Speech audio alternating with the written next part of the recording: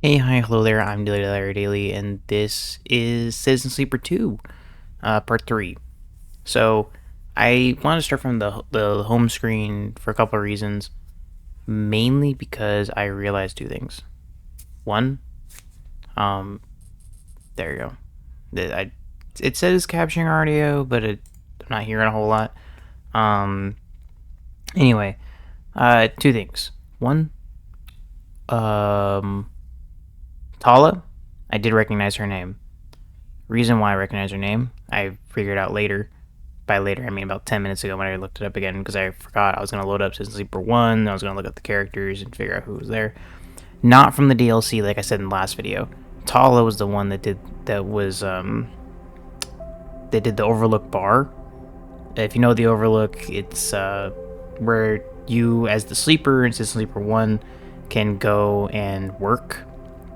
You repair I forgot what it is. It's like a cooking station or something like that for Tala, and I concluded that storyline. I don't remember her saying, or she might have mentioned something about leaving at some point or another, but I don't know the amount of time between Citizen Sleeper 1 and 2, or if it's past, present, or however. I guess I'll find out later when I explore more of Tala's storyline, or Seraphin's storyline, I guess, in this game. Because I concluded everything in Citizen Sleeper 1 aside from the DLC. And I do want to go back to it at some point. Okay, I forgot to turn off my little alarms. But yeah, that's the first thing I wanted to cover was Tala and Seraphin. The reason why I recognize them, or recognize Tala now. And the other thing I want to mention, I didn't talk about it in the I didn't talk about it in the episode, but I did mention it in the I did mention it briefly. By briefly, I mean a very long dissertation in the description of the video. I talked about the implications of like the little the bunker we dealt with Junie, and I'm a lot better at writing it out than I am saying a lot of it out loud. So I'll just kind of cover very briefly what I remember of what I wrote down, and that was that the world that we know that the game, like the game world, right? The game universe, from what we understand, is a lot of the starward vector, or like the the belt. I forgot what it's called. Is it starward belt or the something belt? I don't remember. But a lot of the, or no, I'm thinking of the green belt, which is a different location in the area. But there's a lot of like pre, like there's a lot of tech that kind of predates some of what's capable, or like kind of like ancient tech, right? I think like old Republic Star Wars, right? Which is kind of what I think of, because this game kind of has that same vibe where it's like space travel was always kind of there. It wasn't like our universe, like Star Trek, right? Star Trek style, where it's like we're building up to we're building up from base civilization that we know, present time humans, and then we build up to then contacting aliens and making spaceships and stuff. I'm paraphrasing because I didn't pay a lot of attention to Star Trek. I'll be honest. I'm sorry. But with Star Wars, it's just kind of there. We just hop right into space travel, aliens, humans, everything. And I'm sure there's plenty of lore predating stuff, Old Republic or whatever, that's like, oh, we built up to that point. But as far as I know, beginning of universe of like anything that was created or explained was that space travel was just a thing, and everyone explored the universe, and technically humans aren't humans. They're potentially a type of alien that just travel the stars or whatever. For those of you that understand what I'm saying, specifically to that point that technically humans in Star Wars aren't human, there's a great Achievement Hunter animated short, or not short, or I guess they might have made it a short, very short Achievement Hunter animated video I suggest you check out about Luke technically not being human, because they never say they're humans. It's a whole long story. Watch the video, you'll understand what I'm talking about. But yeah, I just wanted to cover those two things before starting the actual video. And yeah, I hope you enjoy. And we are in. So I just paused the recording, to be fair. So I did the intro just now, and then I paused the recording and then started the recording back up. I didn't actually do a fancy cutaway or anything. I'm lazy and didn't want to have to load in everything. But so it's been a minute. It's been a week or so since I played. From what I remember, we're going to this far spindle now, which I can make in one shot.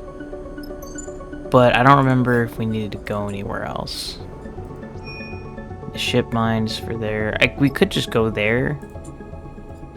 We can't get to the scatter yards from here. So do we go boom boom?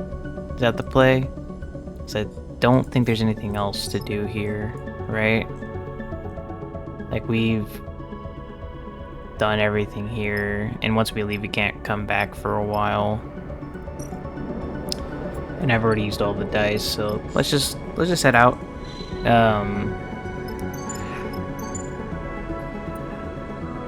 We have the ability to finally travel through these. I think we should go to the far spindle, deliver, because I think the far spindle we can get fuel and supplies there.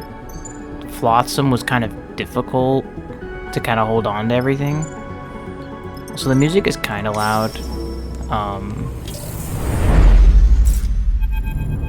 I'll just try not to talk over when the sound gets really loud, otherwise you can't hear me. But alright, Seraphim. The rig glides safely through a debris cloud. The cockpit empty apart from you and Seraphim. Okay. So Sleeper. I've been thinking. I'm not gonna do voices. That was for fun.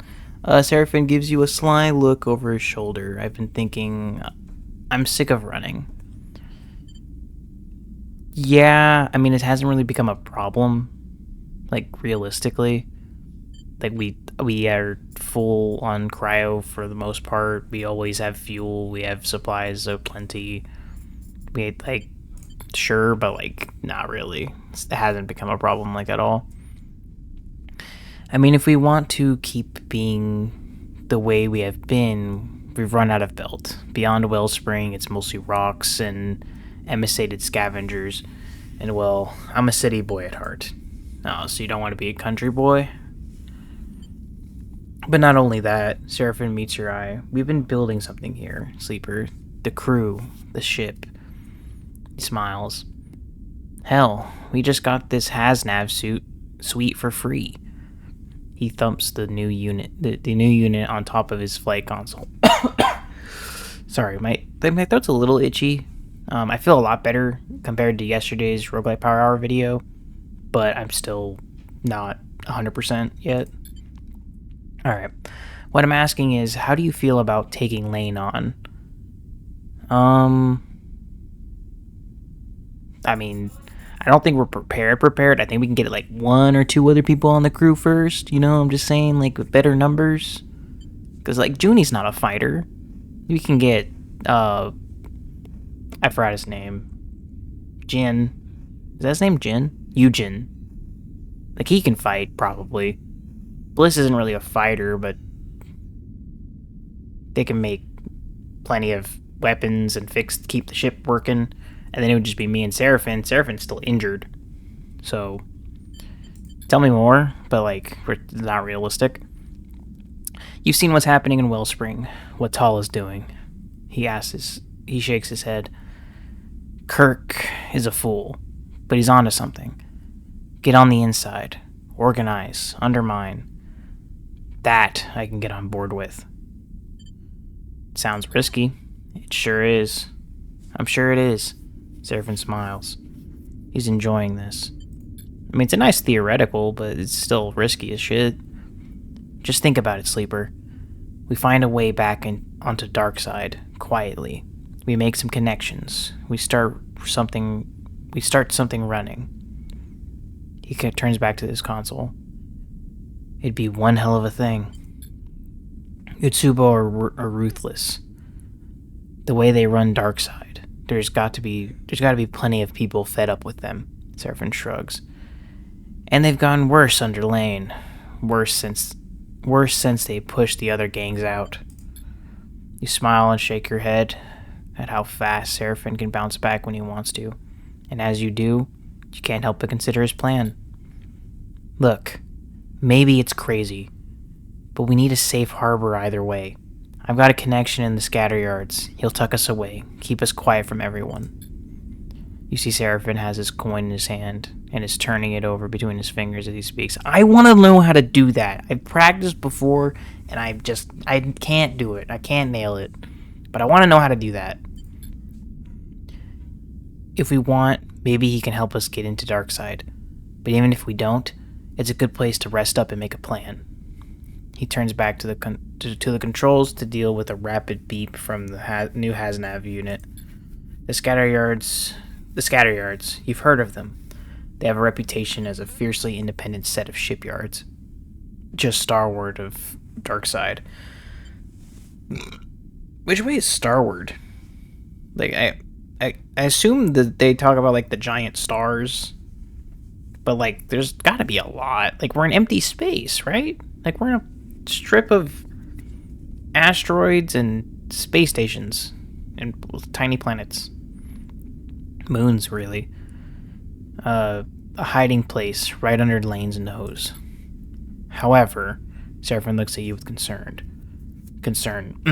Before we try anything drastic, we need to get that body of yours looked at. Stop stalling. Get a diagnostic run on your frame. His expression softens. We're here to back you up. Seraphin turns his focus back to piloting the ship as you watch debris flit past the ship.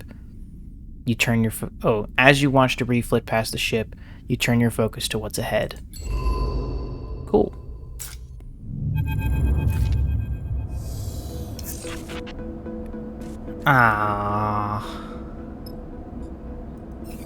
So we just got recon Darkside, which we gotta go to the scatter yards anyway for this. I just realized, did it say that before? I don't feel like those were there. They might have been. I thought they were like right there. It was a major drive, minor drive. But now it's there. It's a little less obvious, but it's kind of obvious. Anyway, I saw it. Seraphin comes charging into the bunks. I actually saw it. He's wild-eyed, and his breath is ragged. Saw what? Seraphin takes a moment to catch his breath, suddenly aware of how frantic he sounds. He squints at you. Have you noticed how supplies have been going missing every so often when we travel? I mean, I saw it now. We had 4 out of 5, now we have 3. I have. You suddenly recall the mysterious mess that was left behind in supply storage. Seraphin sees the flicker of recognition in your eyes. So after it happened a couple times, I decided to keep an eye on our supply store. Seraphin lowers his voice. You know, check it from time to time.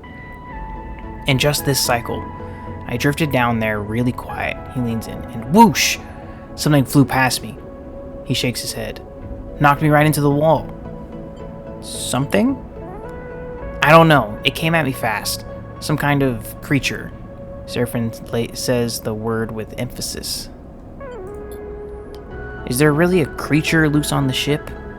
You look around the berth, suddenly aware that something could be hiding nearby, tucked into the vents perhaps? We know this thing likes supplies, right? Seraphin is also glancing around for hiding places.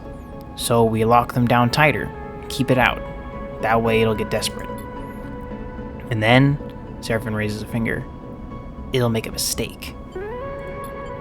What are you talking about? Bliss leans in from the corridor. I can hear you all the way in the workshop.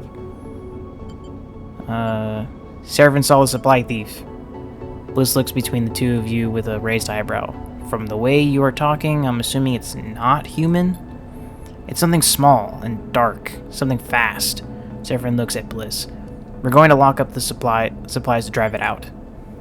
Bliss looks at Seraphim. If it's an animal, we don't want to make it any more scared and desperate than it already is.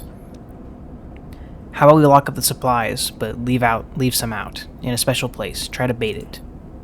And then grab it. And then grab it. Seraphim mimes the act. No. Bliss looks between the two of you. We show it has nothing to fear. We tame it. It didn't seem very tameable. Seraphim rubs his sore ribs. Right, you're still injured and you just got slammed into a wall. I didn't really think about that. Plus, we've already wasted enough supplies on this thing. You want to give it more? Seraphim turns to you. What do you think, Sleeper? You look between the two of them, still processing the strange situation you find yourself in. I don't want to disagree with Seraphim, but we did just find your sister and help you out. Like, we haven't done much with Bliss in a minute, so let's tame it. I also think the help would be nice. Maybe it's not like a creature like a dog, but like an alien dog, where it's like just kind of dumb. You know, like it's kind of like human-ish, but like not very intelligent. Or like, you know what I mean? Like the like Jar Jar, where it's like kind of a moron, easily to just talk to and kind of manipulate, but like, you know, you can still talk to it. I'm trying to figure out how to word it. Whatever. Let's tame it. What a waste. Alright. Bliss nods. You'll have to come down to the supply store every few cycles and put out some more food. That way it won't get desperate and do anything dangerous. And I'll lock the supplies up tight. Seraphim folds his arms. It won't get into them anymore. The plan's set. Bliss and Seraphim leave the berth, heading in separate directions. You watch them go. Seems your ship has a stowaway. The question is, how will you deal with it? We're gonna give it stuff, obviously. This one? We're not using our supplies for anything, so I don't really care. So, can I just keep doing that until it like gives us what we want? Let's wait first. Let's do this. Help give Nemba his shit. Finally make some progress on this thing. Alright. You remembered us. Nemba appears at the loading dock, slate in hand, as you load the crates into the back of the kitchen. I'm a little surprised. You look at the chef. He looks tired, though his sharp eyes haven't dulled in the time between your meetings. Didn't believe me? Well, it's more that I feel a little drained of optimism.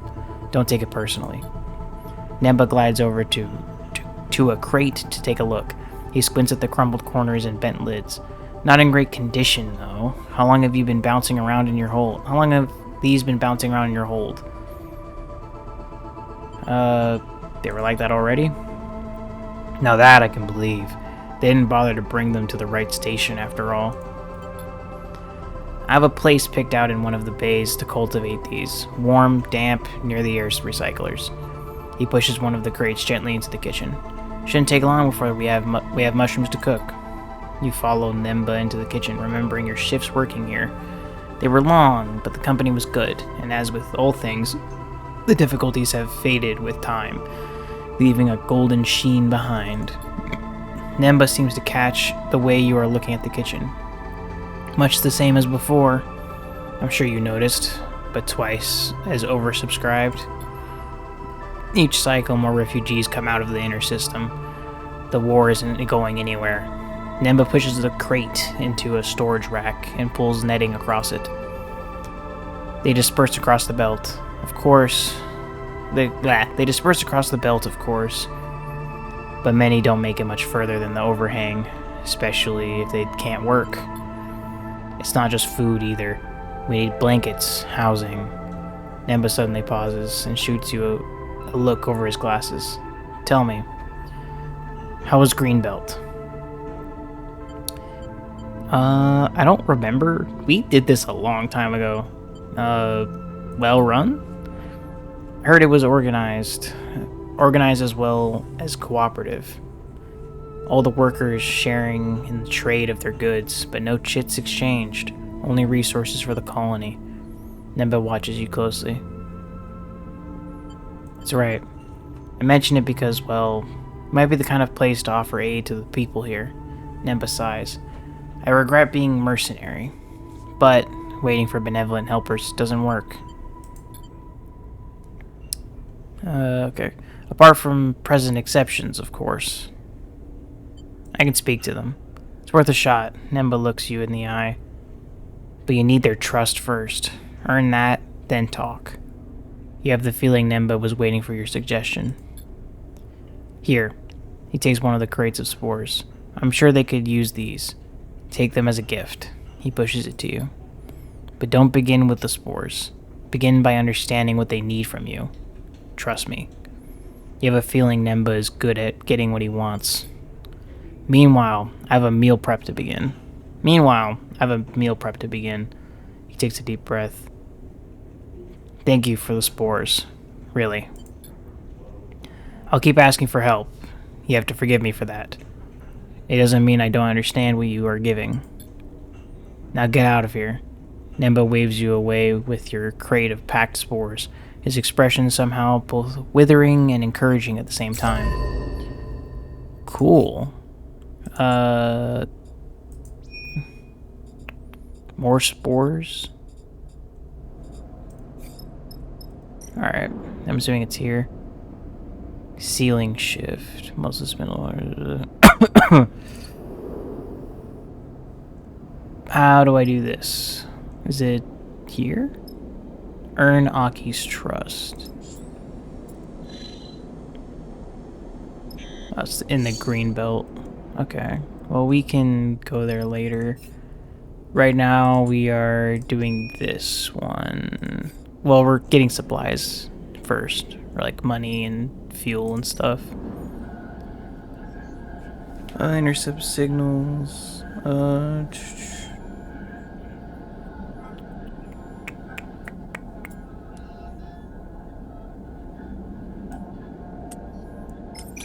This one.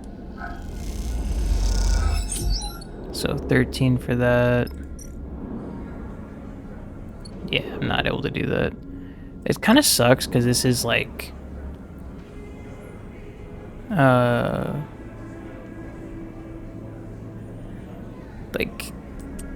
it's theoretically possible, but I would need, I mean, I could do this. Like this doesn't change at all because of the glitch. So like maybe I'll do it. I'll wait a little bit first. See if there's anything else to do. And is there not any process raw scrap by scrap components? Is there... Let me do this. Let me see. So I got 13 up there. What about here? 12.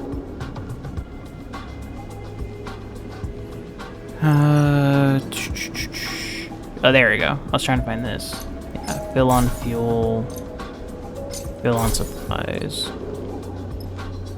And signal station. So this was 13, right? That set was 13. What about this? 8. So I want to do this one. I'm gonna do this. I'm not gonna assume we get anything good. 3. Yeah, it's just not. Why does this have a line through it? I thought that was my monitor for a second. I'm already having issues on my other monitor. Alright. And then back to the rig. We can wait here for a little bit. How much do we want to give him? We can give him a couple. That's 3. So that's 3. Let's wait here a couple of cycles, and then we'll build back out. Oh, Sleeper, you got a moment? Gungeon finds you in your berth. I have news about the Aphelion. This music is going a little too hard for my taste. Alright. Sleeper, you got a moment? I have news about the Aphelion. Gungeon has a seriousness you rarely see etched into the hard lines of his face.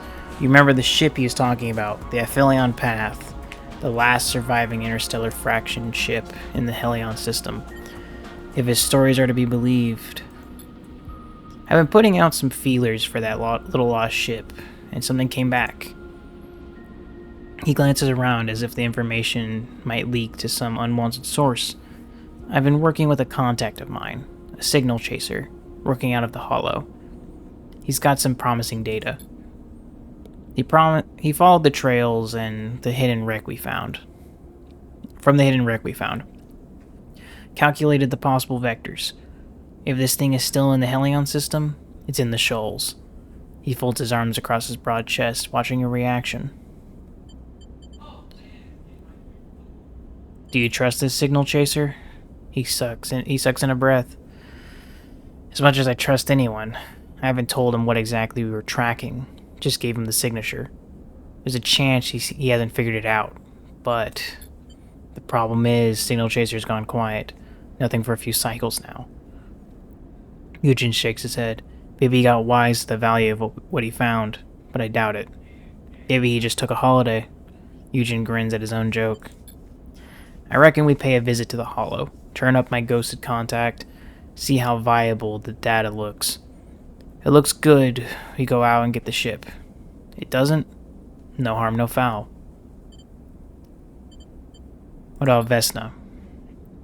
What about her? Maybe she's involved, I doubt it. But he holds up a finger. Could she come sniffing around after the fact, when a whiff of the data gets out? That's what she does. That's all I've got. Gungeon winks. Keep it between us, alright? We'll let the others know when we hit the Hollow. But remember what's at stake here, Sleeper. An interstellar ship. A ticket out of Helion. He pats you hard on the shoulder. It'll be worth it. With that, Gungeon drifts out of the bunks, whistling. Oh dear. This one. Where's the Hollow?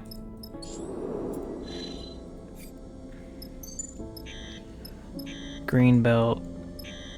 That's the Hollow. I feel like we're getting more locations. Because like Greenbelt was already there. But like... oh, whatever. We're gonna go here. I'm gonna hit these a couple more times. Because we need cryo. We need fuel.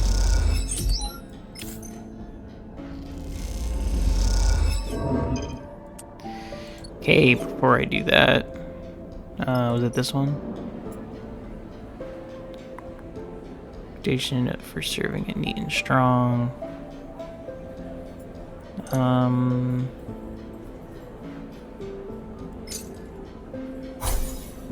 Alright. And then with those two, maybe I should have like popped these to rest instead. Workshop. Supplies. Dump one more of these. I see. So if it gets fully hungry, it'll get desperate, and then we have to, you know.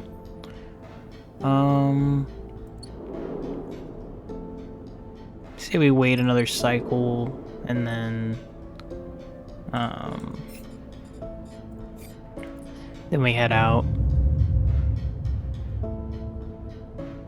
You know, try to get some good rolls like that. Let's get some money. Not that one. This.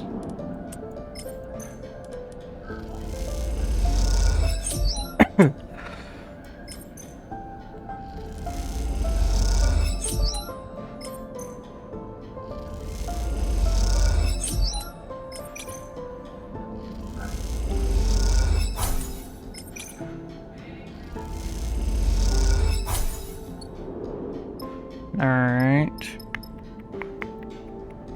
Let me look at this. We have 2. Well, we have 3. We can wait one more. Get the endure up. Can't do engage at all. And then I don't like the focus, like the push mechanic. Like, it's good, but it's not. Like, unless I get up to a certain point, it's not worth it. That's how I feel about it, at least. Alright. Let's buy the supplies.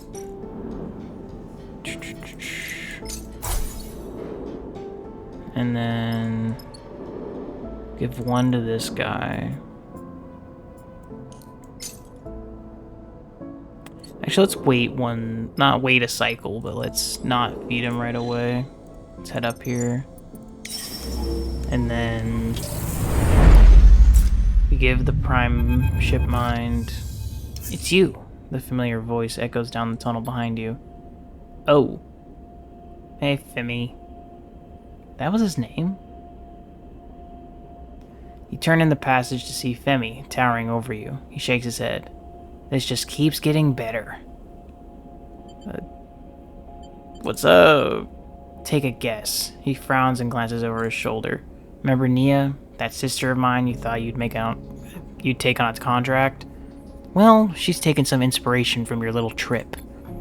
You can see anger burning in Femi's eyes. But there's a tiredness there too. He folds his arms across his broad chest. The symbol crash has been in repair since we got out of Hexport. Caught up in the whole mess. Femi sighs. So then, stuck here, she gets bored and decides to sign up with another crew to take a job. I said no, and she went anyway. Femi glares at you. So what's that got to do with me? Nice attitude. Femi shakes his head. I asked around. Turns out Nia signed on with some idiots heading out to Cutter's End. Femi says the name with an emphasis you can't place. They're as green as you, meaning they have no idea what they are doing going out to a place like that. So you, Femi jabs your chest with a finger, are gonna take me out there to go get her. I'll show you the way. Okay. I'm assuming he's not gonna pay me, which is some bullshit. But like, taking some responsibility, Femi smiles. That's what I like to see. It's not responsibility. Your sister was nice, you're a dick. Look, I know how these things go. I've got chits I can pay. Good, you should. You're an ass. I'm helping your sister because your sister was cool. Can't pay for the parts the symbol crash needs when no one sells them anyway. 250 cryo. That would be a pretty penny. Femi folds his arms across his chest. No bargaining. In the meantime, I'm going to try to get the symbol crash ready to make the run herself. He sighs. But the shape she's in, it's not the best idea to head out there alone. You suddenly see the desperation in his eyes. He would risk everything for Nia. That's great. You're still an asshole. And like, it's fair you have this protectiveness. Like, I understand.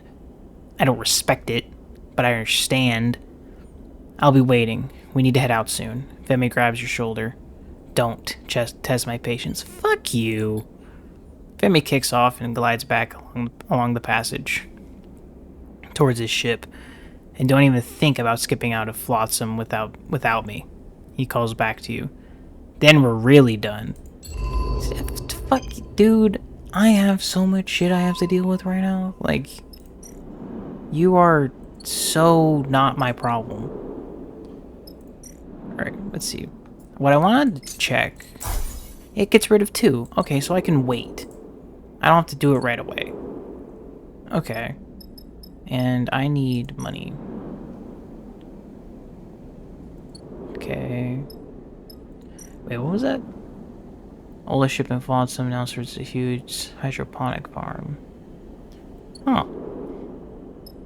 So these are supplies, and that's fuel. No, this is fuel, that's supplies. And then I can make money here. And I can buy engine components. Alright. Let's just make a little bit of money with these rolls. I'll just do the one so I have this. Alright. You need the prime ship mind. Great. What can you tell me? Come, let's get you inside. Gene Me swings open the creaking, corroded door beside his booth. Such a prize must have levied a heavy cost. You glance beside you to Junie, who insisted she came along, and on not letting the prime ship mind out of her sight. Your friend too, yes, please come in. Gene Me beckons and then turns back and disappears inside. Junie squints at you. Are you sure you trust this one?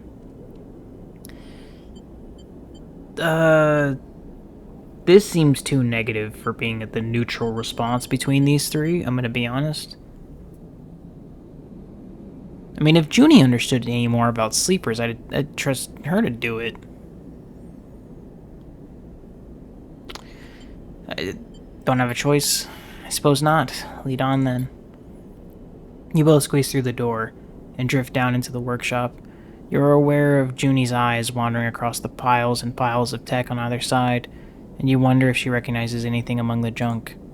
Sit, Sleeper. Gene Me is already at the chair, arranging his array of articulated arms, and I'll take that ship mind, if you please. Fuck it. You know, we're already here. I was gonna give it to you, like, fucking, 26 cycles ago? You hold the ship mine in front of you, and give it a small push, so it floats gently over to Gene Me.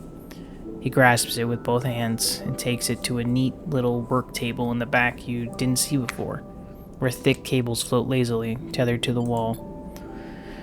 You slide into the chair, hooking your feet behind the bottom bar to hold yourself in place, and watch as Gene Me begins connecting up the ship mind.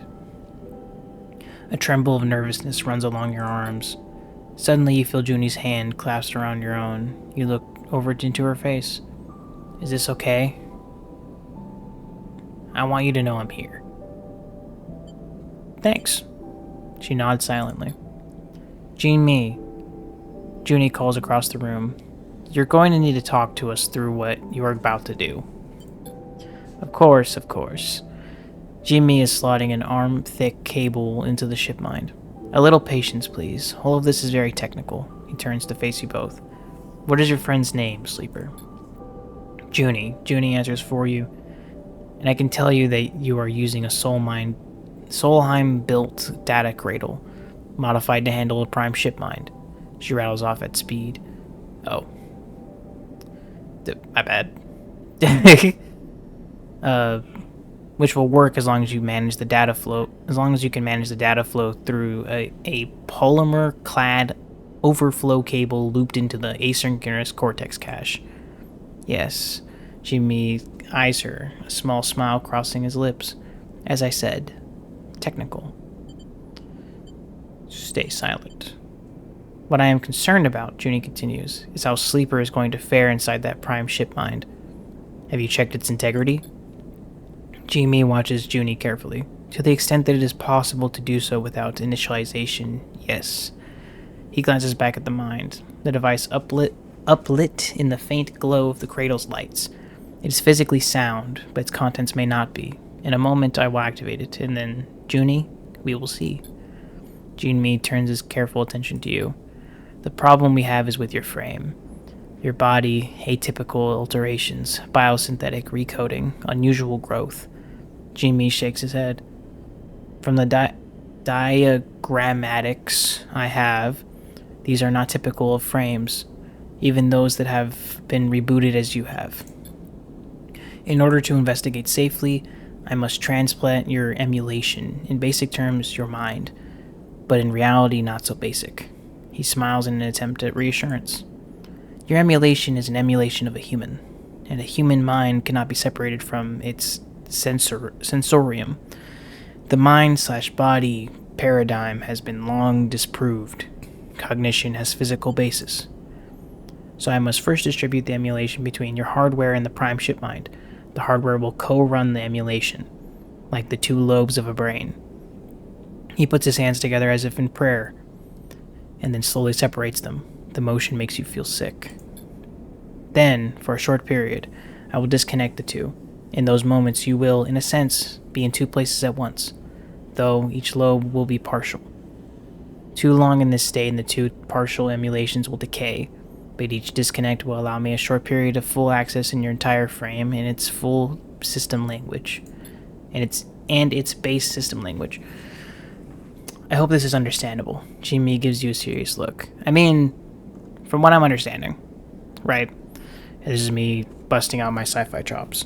We're going to be split between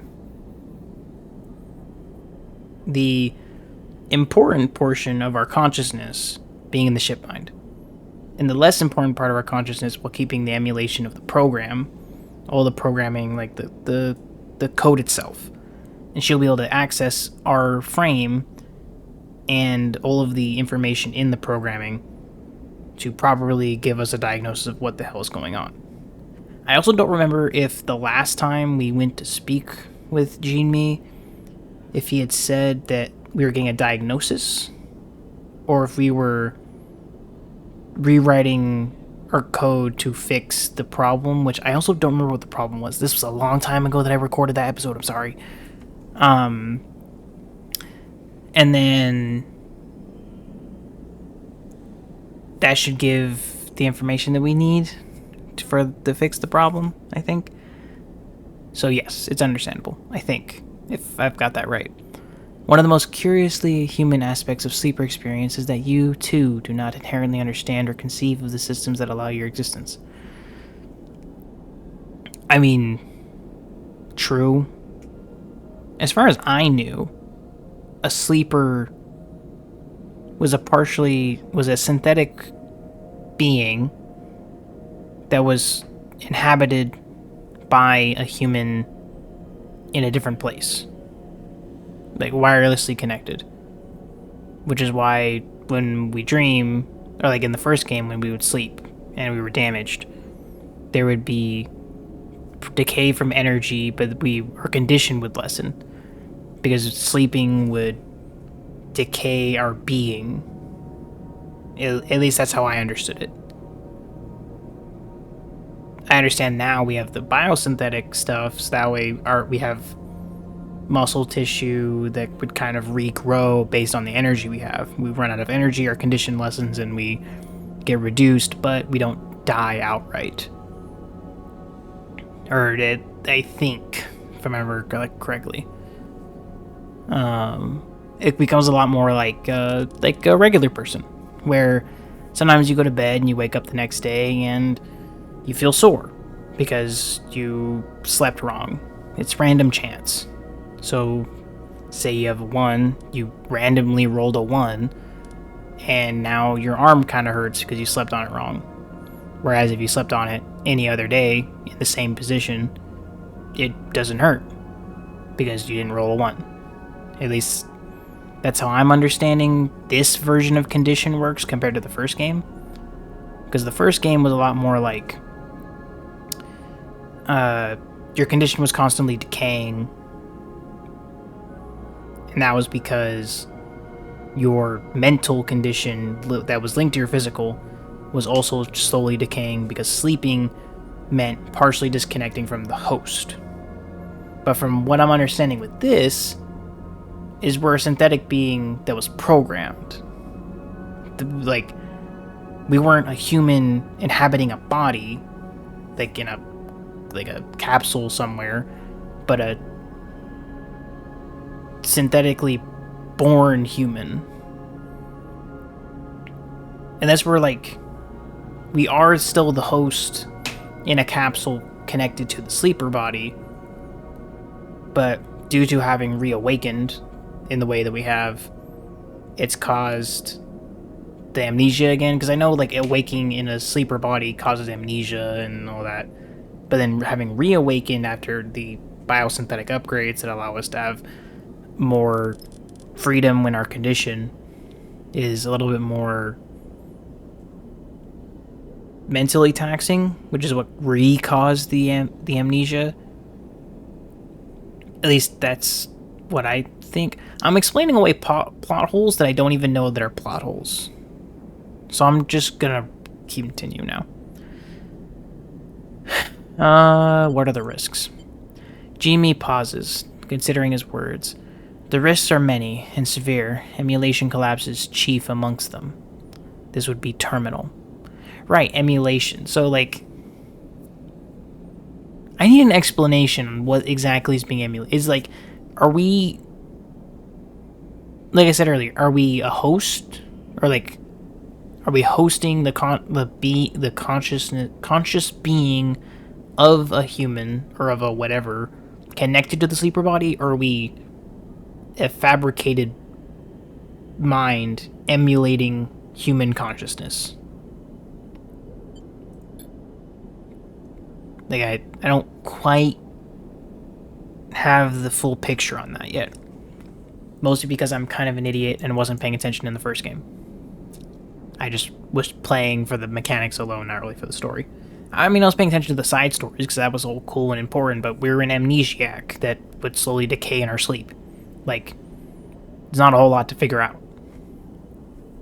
At least as far as our own story went. In this game, we actually have a little bit more to work with because it's taken a front center seat rather than the, like, in the first game, it was the company that owned the sleeper body was looking for us, which is why the mercenary guy, I forgot his name, was gonna go and kill us. Or either he was gonna kill us because he failed the contract, but he was gonna take us in back to the company, and then we were gonna, I don't know, lose our consciousness or something like that. I don't know. I never got caught, so I never got the explanation of what could have happened. Anyway, but counter to this, I do not believe the changes to your frame are in a positive direction. Jean-Mi clasped his hands. The greatest risk is to do nothing. We have little choice but to proceed. Now, before I connect to your frame, let us activate the ship mind. Jean-Mi gestures to Junie. Please, if you would like to come with me to oversee the process. I would be pleased. Junie shoots you a reassuring glance and then glides over to the ship mind, obscuring your view of it. You hear a quiet conversation between the two of them, their silhouettes lit by the flickering screen light of scrolling lines of code. You take a calming breath, but are instantly aware of how superfluous... I struggle with this word. Sorry. It took me a minute to get that right. Superfluous. Yes, superfluous that action is when your frame requires no oxygen at all to function. Because you're right at the deep. Okay. There's a certain sensation that accompanies such thoughts, a jarring disconnection, like when descending a staircase, your foot expects a step and finds void instead. You try to calm the growing anxiety as Junie and Jean-Mi assess the mind. The ship mind is pristine. Junie turns back and drifts toward you. Our care in its extraction seems to have paid off. This is good news. Great. Right, because we went here first, and then we went to the Hex Gate, right? Where we found Junie, who had the ship mind still. Junie is indeed right. You have done well. Jean-Mi approaches. I am, however, seeing only minor traces of the protocol that the ship mind was designed to house, the one that ran the ship it was installed in. I would expect to see it in full. He angles his head and lifts his shoulders in a slow shrug, but protocols are not easy to track. In the end, it only saves us the step of extracting it from the mind. Instead, I simply wipe the traces. Jean-Mi stops beside you. A protocol, Jean-Mi adds. It's not like an emulation, like your emulation. It has no integral physical element. It is data only, and therefore could be anywhere in that ship. In the end, its absence does not concern me. If you're not worried about it, I'm not worried about it. You know, when a doctor tells me that I'm fine, I'm gonna assume that they're right. Jimmy nods and lifts the far end of the thick cable you saw earlier. You know this is the end that will connect to the port on the back of your head. Junie settles beside you again. She gives you a silent look. It's time. You look to one side to allow access to the port. Your eyes fixed on the far wall. You see something among the piled tech there that you hadn't noticed before. A small metal skull-like head, like that of a doll. You frown, trying to focus on the head. And then the cable connects. We've been here before, back in the first game, at least. You are split, like a cell dividing, wrenched in two directions at once. The world goes dark, and the cloud rushes in to fill the gap at your center. Where am I? You ask a question in your mind, and you feel it travel across the gap as it forms, like a finger drawn across your scalp from ear to ear. I feel like we should have been briefed, like half of our brains getting put in the ship mind. We were told that. We were explained that. Is there any do's and don'ts? Like, don't, like, try not to, like, think of a singular thought, maybe, to keep the protocol of the emulation from, like, overloading, and then when it reconnects, having the new sets of information on both ends clash, and then creating what's the word I'm looking for? Creating a paradox of the two thoughts, of the two different thoughts combining. Like, because ultimately it's not actually two lobes of the brain, it's half of the protocol, or half of the emulation protocol of the program. So it's not like the creative and the logical, or like the emotional and logical side of the brain. It's directly half of all information stored to create the emulation program. And the half that we left behind is the non-significant half that can be accessed and then diagnosed and evaluated. The left half, or the other half, I'm calling it the left half, is ours. Is this. We're the one that's in the ship mind. Disconnected and has the potential of decay. Decay of the emulation, which could permanently damage when we go to return back. Or hell, we just stop existing as an emulation entirely. We become lines of code. But like, I feel like there should have been like a explanation, like, hey, by the way, try not to think too hard. I feel like that should have been something mentioned in case that is a problem. You ask a question in your mind, and you feel it travel across the gap as it forms. It's like a finger drawn. I already read that. But not scalp.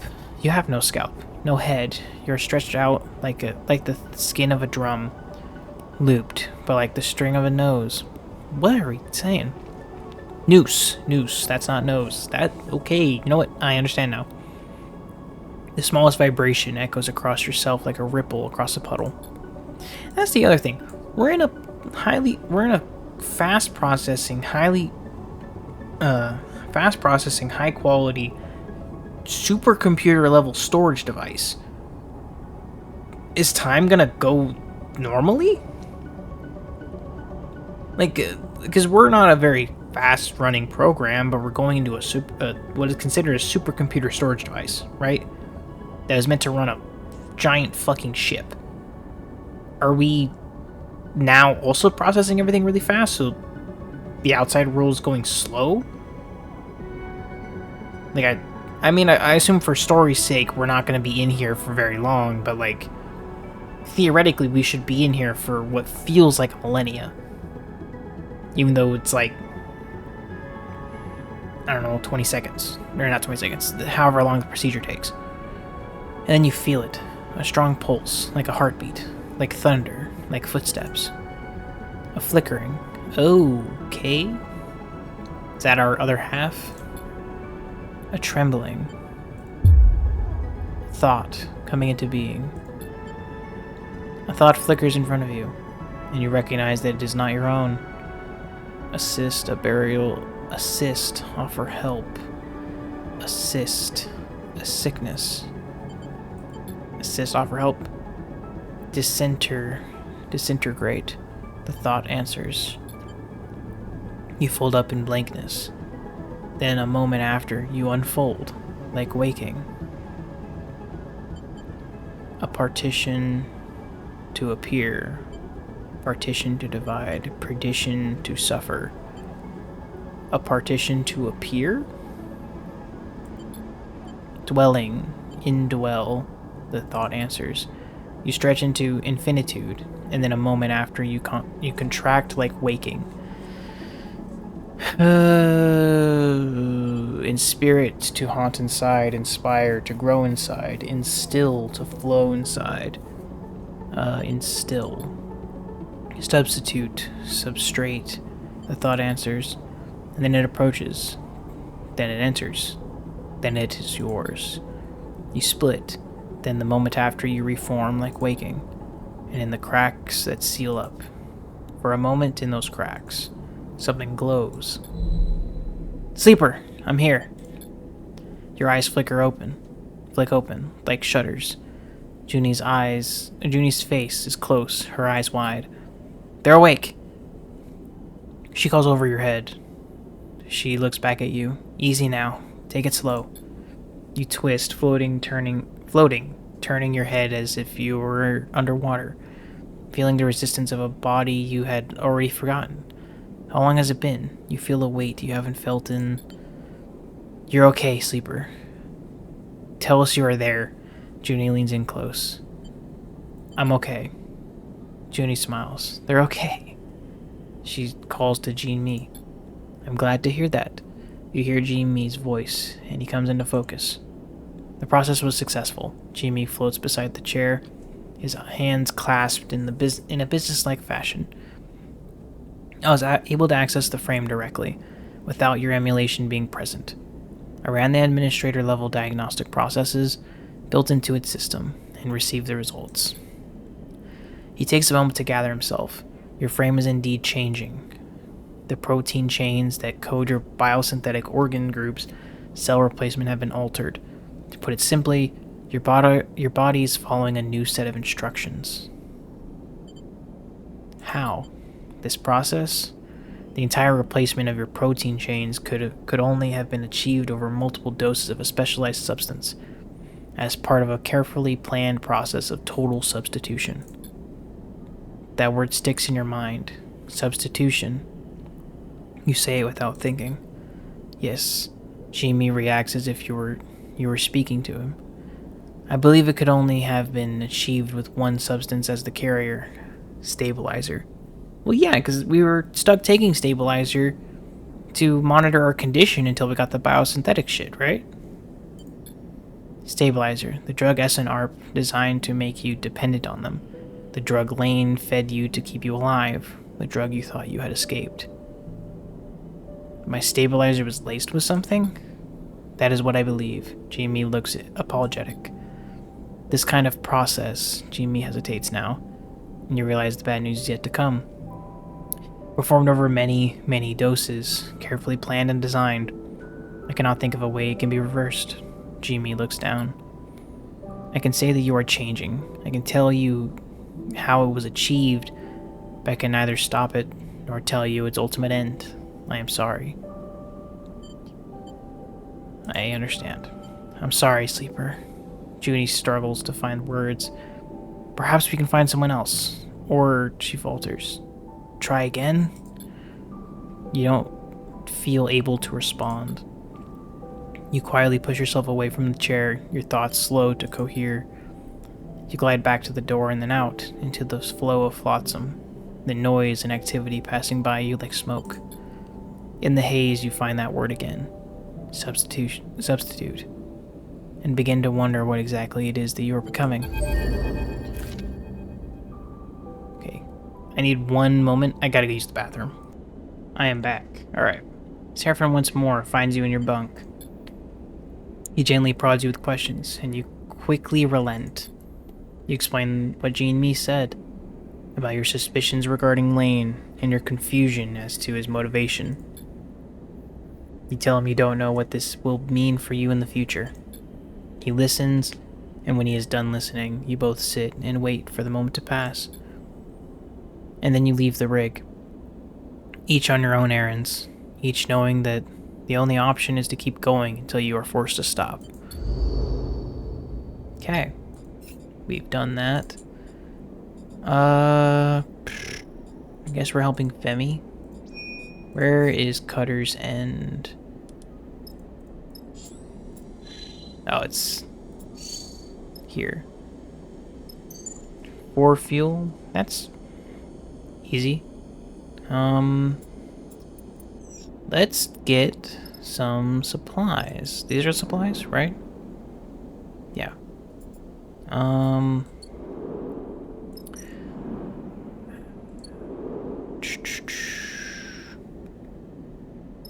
Let's get some money.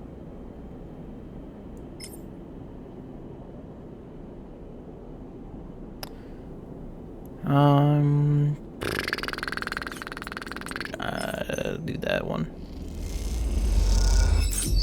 Cool. And we got some scrap. Wasn't there somewhere, or is that what that was in the other place, right? For scrap. But I think the rig takes scrap for something.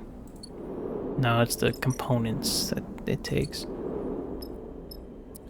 Unless the engine needs it. Upgrade engine. Ooh. Wait, can't I get ship parts somewhere? Supplies. There was somewhere I could get ship parts. I can get scrap components here. Or do I need scrap components? This is raw scrap. Scrap components. Would that be this stuff? Right? That sounds right. Let me buy one. It is these, right? Let me just double check that they're the same. Yep. And 8? That's doable, plus I'm gonna get 250 from the other thing. I'm just gonna get this, you know, just even everything out. Then let's do that. Let's go to Cutter's End. Right. I'll buy the supplies first. Just so we don't have any issues. Map. Let's do it. Okay, we get Femi, who is good at those two. I think we take this. We take Bliss. I mean, I was looking at the skills. I was like, oh, I think we take this. Bliss can take more stress. Bliss has Endure. No, that's Endure. Bliss has Engage and Engineering.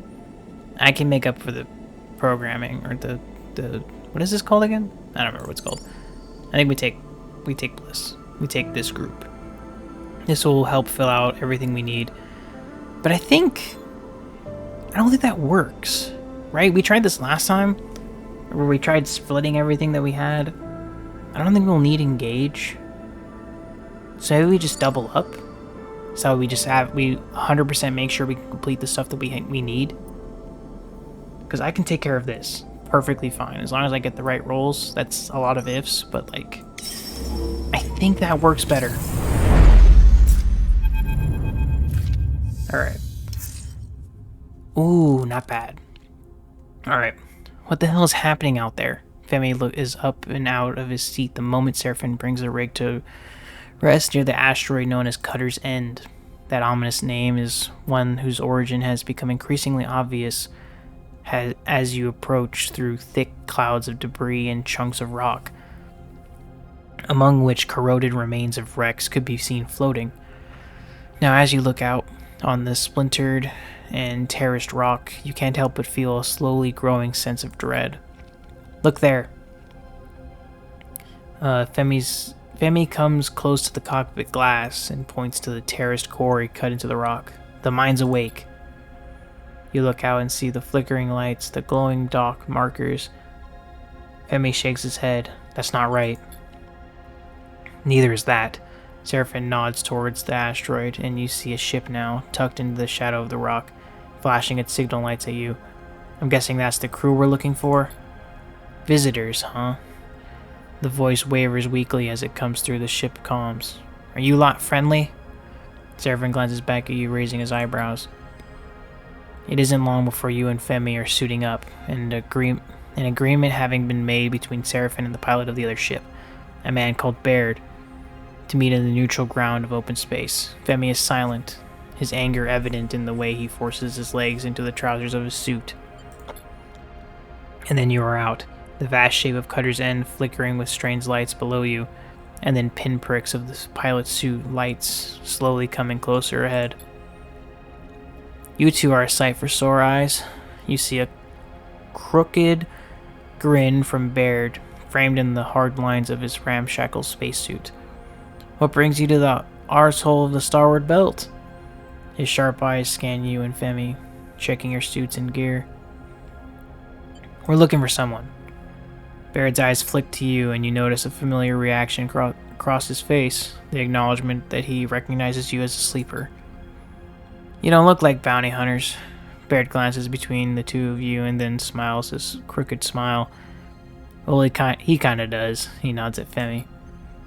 You brought a freelancer out here? Femi interrupts, his voice flat and direct over the comms channel. Nia, where is she? Baird pauses, considers his answer. Whole crew is down the throat of that thing. He jerks a thumb towards the asteroid. You're welcome to wait. Tone of his voice suggests the opposite. But I'll have you know, we look after our crew. So if you are here to settle a debt, I'm here to take her home. Femi cuts him off, and I'm not waiting. Thing is, big man, Baird grins, they are deep in the quarry on a tip-off. So unless you want to go chasing them around the dark maze of that place, you're shit out of luck. How long have they been? Baird looks over at the flickering quarry as if he forgot it was there. He looks back to you. Few cycles? He shrugs. Enough. Femi cuts in again. Nia's been gone for a lot longer than that. You're lying to our faces. Femi moves closer to Baird. And we know that rock has claimed more crews than any other. Baird smiles, fades. No need for accusations. Who's to say you aren't trying to jump our claim? Forget this. Femi turns and heads back towards the ship. Baird smiles at you. Big man seems tetchy. I think that's how you say that. He squints at the rig. He's going to get you in trouble. Baird retreats to his ship and you to yours. We need to go in. Femi's impatiently gathering tools and loading them into the airlock. Right now. What's our approach? What matters is our ingress. Femi grabs a cutting torch from the rack. There's a borehole on this side of the rock.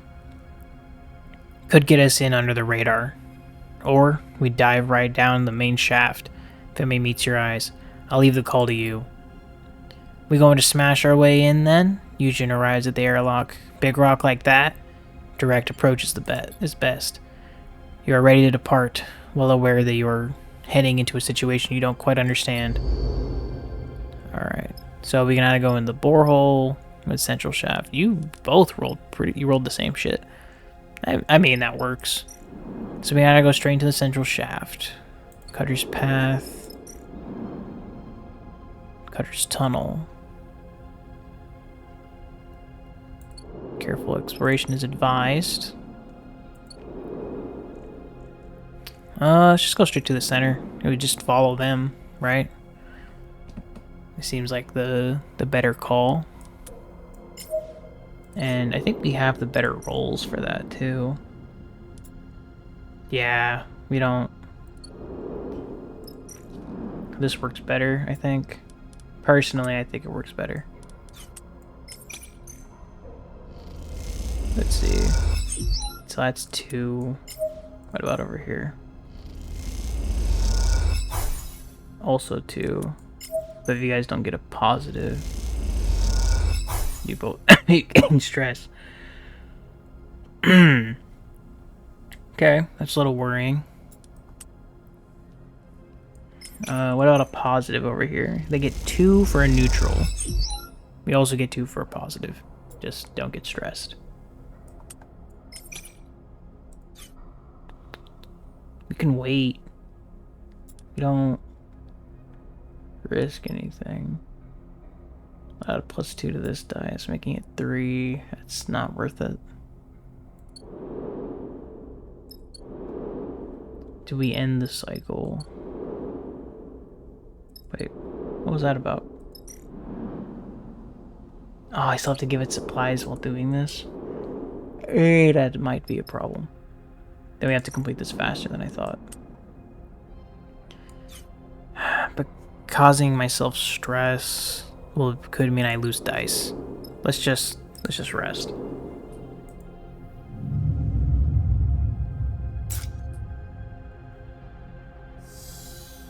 Losing a dice slot's more problematic.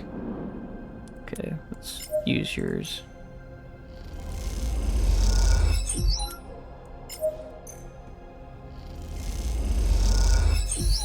Alright, what do we got?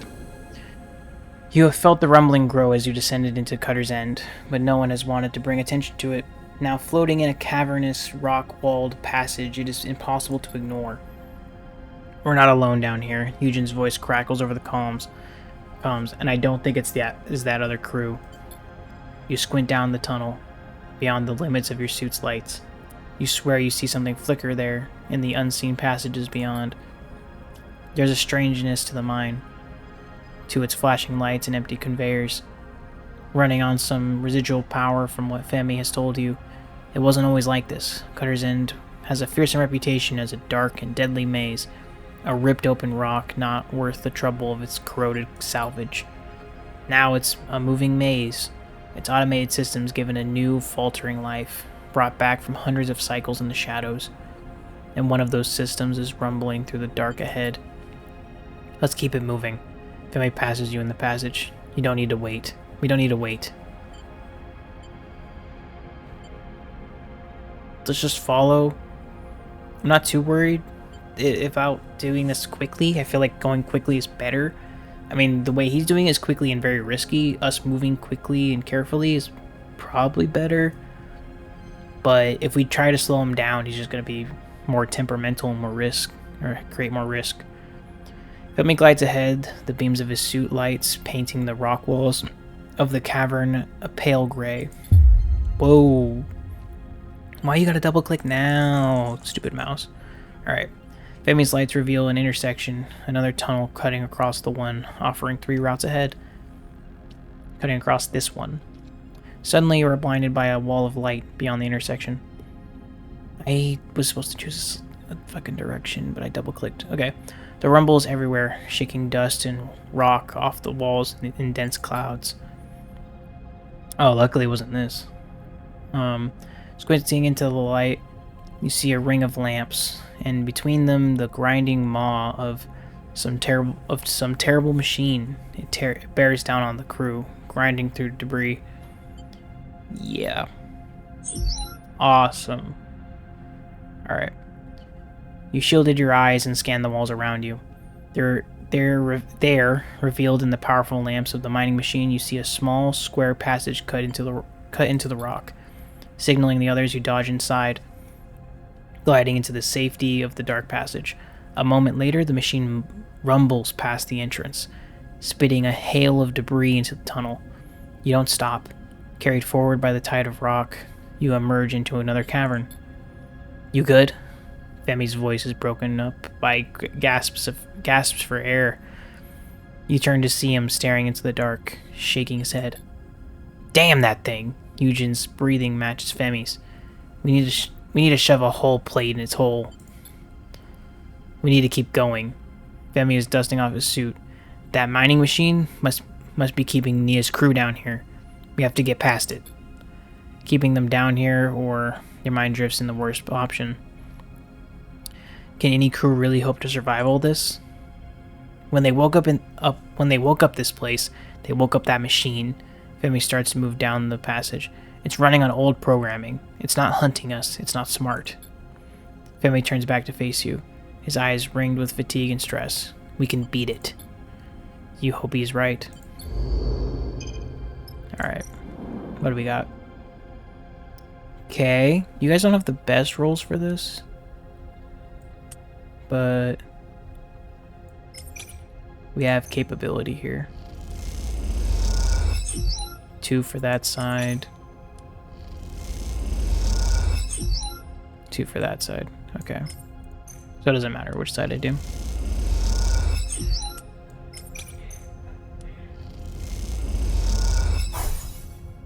Ooh, shit.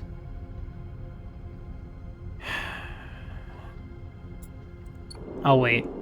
Oh. Wait, I get +2 on this, that's 5, and then it'll become a positive. Yeah. Boom. And then it's a positive from the roll. So we lose the stress. Okay. Good, good, good. Good plays, good plays. See, like, stuff like that is fine. And I'll wait the one more cycle before giving supplies. I just gotta remember to give supplies before the end. Fuck, that's bad. That's not good. Okay. You wake into dead-eyed darkness. You float there for a moment. You feel like ink and water unfurling, dissipating into the flow that surrounds you. And out of your own inky darkness, the glowing thought emerges. Substitution. The thought proposes. One entity replaces the other. Sorry, I hit my mic, so I don't know if that got picked up or not. The thought troubles you. Resistance. The thought muses. The entity does not wish to be replaced. You observe the thought. It is not your own. Selfhood. The thought pauses. A forbidden state of being. The thought begins to shift. It is becoming something.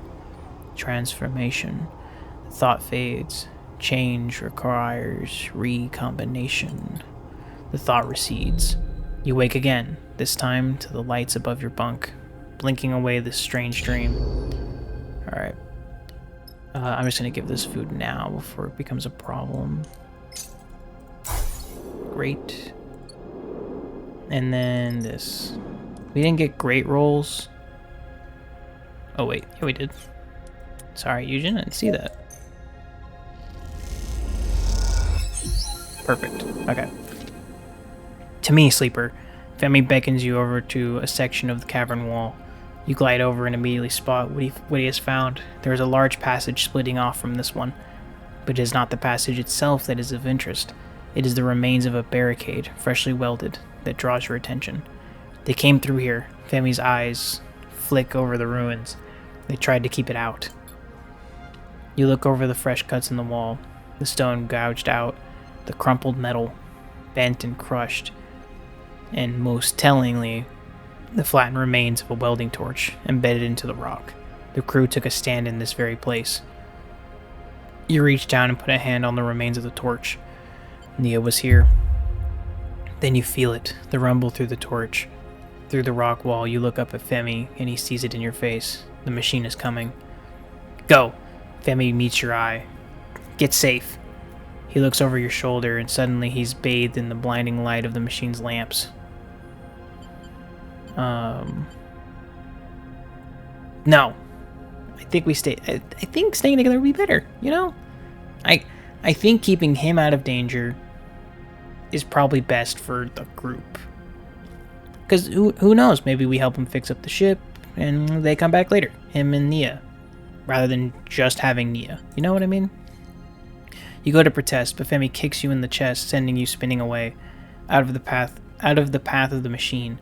By the time you catch yourself on the cavern wall and turn, you see Femi there in the middle of the passage entrance, lit white within the lamps. He awaits, agonizingly long, until he knows the machine is coming for him. Then he kicks off hard and glides into the dark. The machine rumbles through in a hail of rock and dust. You follow after it, batting away chunks of stone. You are slowed by the debris, and the machine pulls out ahead, rumbling endlessly onward. through the tunnels, through rock and metal. And then it is gone. The cavern shakes, filling with dust, your vision gray. Your comms click and hiss, and chunks of rock thunk off the faceplate of your helmet. And then you see them, the faint lights of Femi's suit as he struggles through the dust. Oh, you fucking asshole. Okay, we got it. We got it, Femi says as he reaches you, his hands on your shoulders. Somehow we got it. It takes some time to understand what happened. As the dust clears, you find yourselves at the lip of a shaft filled with debris. This huge pit, thick with shards of rock, must have been a refuse pit for the mine. A place to pipe the tailings for the waste. The machine went straight into this shaft, spinning into the open space and debris, shredding itself against a million razor-sharp bits of rock. Looking down into the pit, your lamps illuminate a few pieces of the machine. The rest is surely down there, deep inside the dense debris cloud. It isn't long before Femi is calling you once again, this time to another still complete barricade. A barricade over the door to a machine room, sealed and secure. The last retreat of the crew you followed into this nightmare. Tailing pit. Yield something of value. I don't care. Okay, so this is where the crew is probably. Let me do this. Oh, no.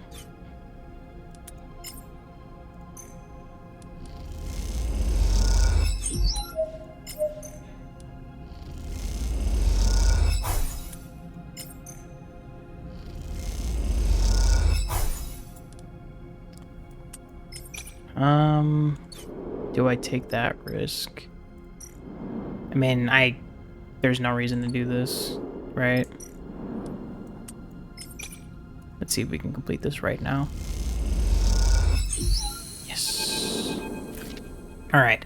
As the barricaded door is bent open, you are blinded once again by a wall of light. You and Femi raise your hands instinctively, squinting into the lamps and dust. You feel a flash of fear in the pit of your stomach, bracing yourself for what's to come. Femi? The voice comes crisp and clear over the local comms. What are you doing here?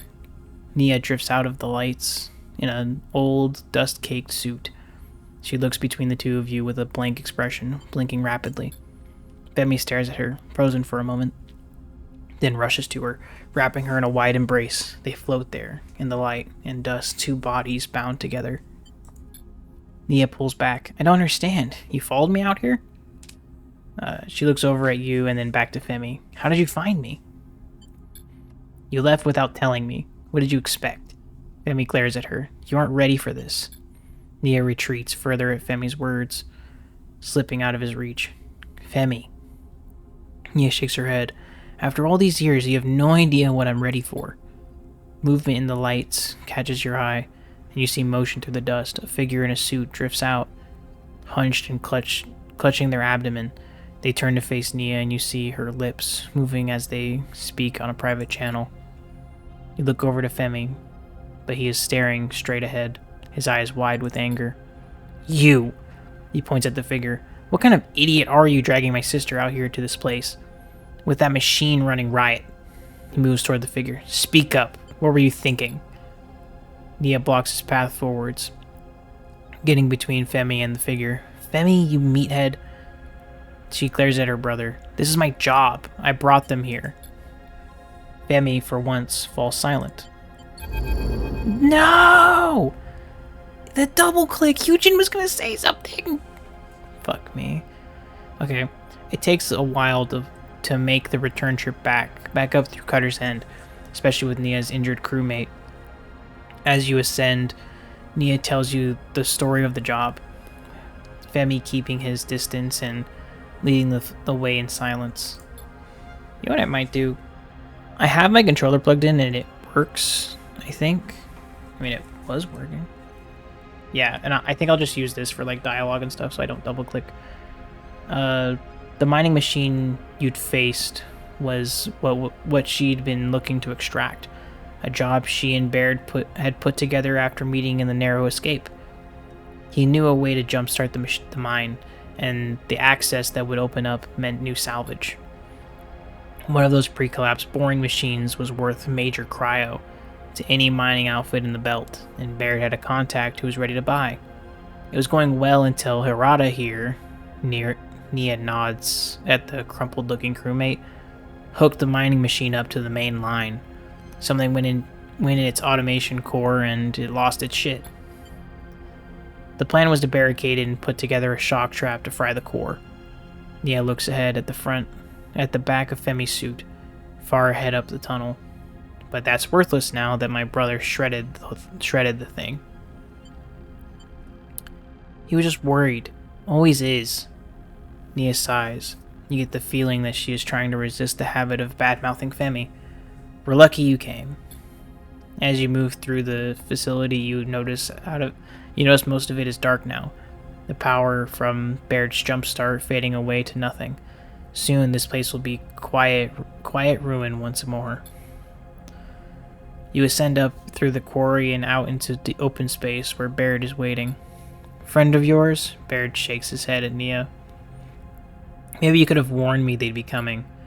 Not something I knew. She looks at Femi, who has broken off from the group and is heading for the rig. My brother doesn't tend to give anyone a warning.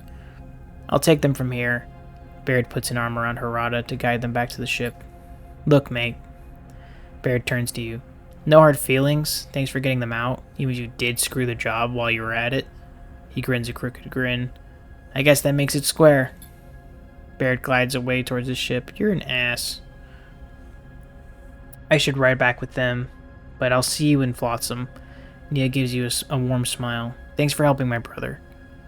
I know he appreciates you, whatever he does or doesn't say. You watch her go, then glide over to the rig as the last flickering lights of Cutter's End fade. We lived. We survived. And I'm not fucking doing that. Let's get the fuck out of here. Right? Because, like, if we stay another cycle, we burn supplies and I have to feed the animal. Whereas, there's not a whole lot to do, so let's just get the fuck out. Lose the stress. We don't fucking damage ourselves further by rolling horribly.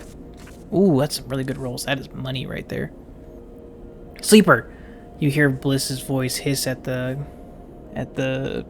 you. Pass through the rig's central corridor. You have to come see this. You follow their voice and find them floating outside the supply store looking in. Bliss holds a finger to their lips and nods inside. Quietly. She's eating. Oh my god. It'd be really funny if that's the cat from the first game. But also, like, I know it's zero gravity, but, like, how did the cat smack into Seraphine so hard? You know? Anyway, you look inside and see a cat floating just inside, batting at a food pouch. The stray barely acknowledges your and Bliss's presence. Instead, angles its body to catch the droplets of liquid that are released from the transparent packet. Looks like we found our stowaway. Bliss smiles at you. Hey there, girl. Bliss whispers at the stray, beckoning. They hold up their hands so the cat can see them. Not here to take those rations away, alright? You both watch as the stray suddenly kicks away, twisting balletically through the air and gliding past you both out of the supply store. It catches one of the corridor's ribs, swinging itself to the wall, where it perches and watches Bliss with big eyes. The comfort of its movement in zero-G is striking. You realize you have never seen an animal navigate in microgravity before. You hear a sound and turn to find Seraphine arriving from the direction of the engine room. He stops dead in his tracks against the wall, staring at the stray. What the hell is that? Seraphine hisses his question at you both. It's a cat.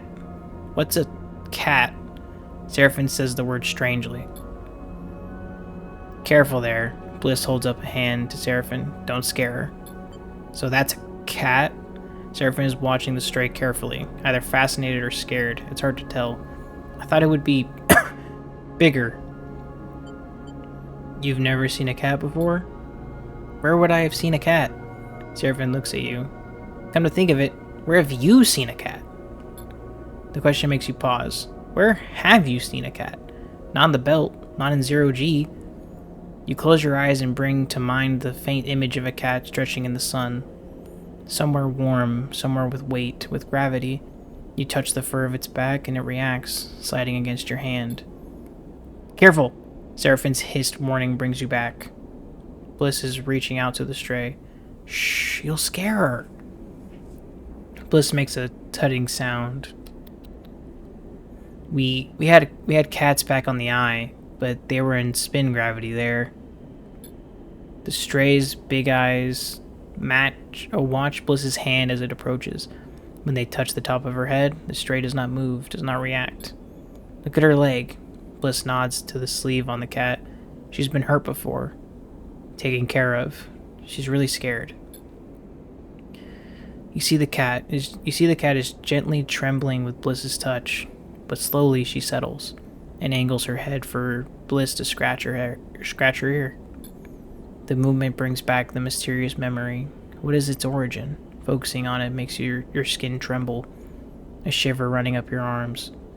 You see, like this, the whole where we've seen a cat and stuff. Like that's got to be from a memory from our host of a person, right? That's inhabiting the sleeper's body.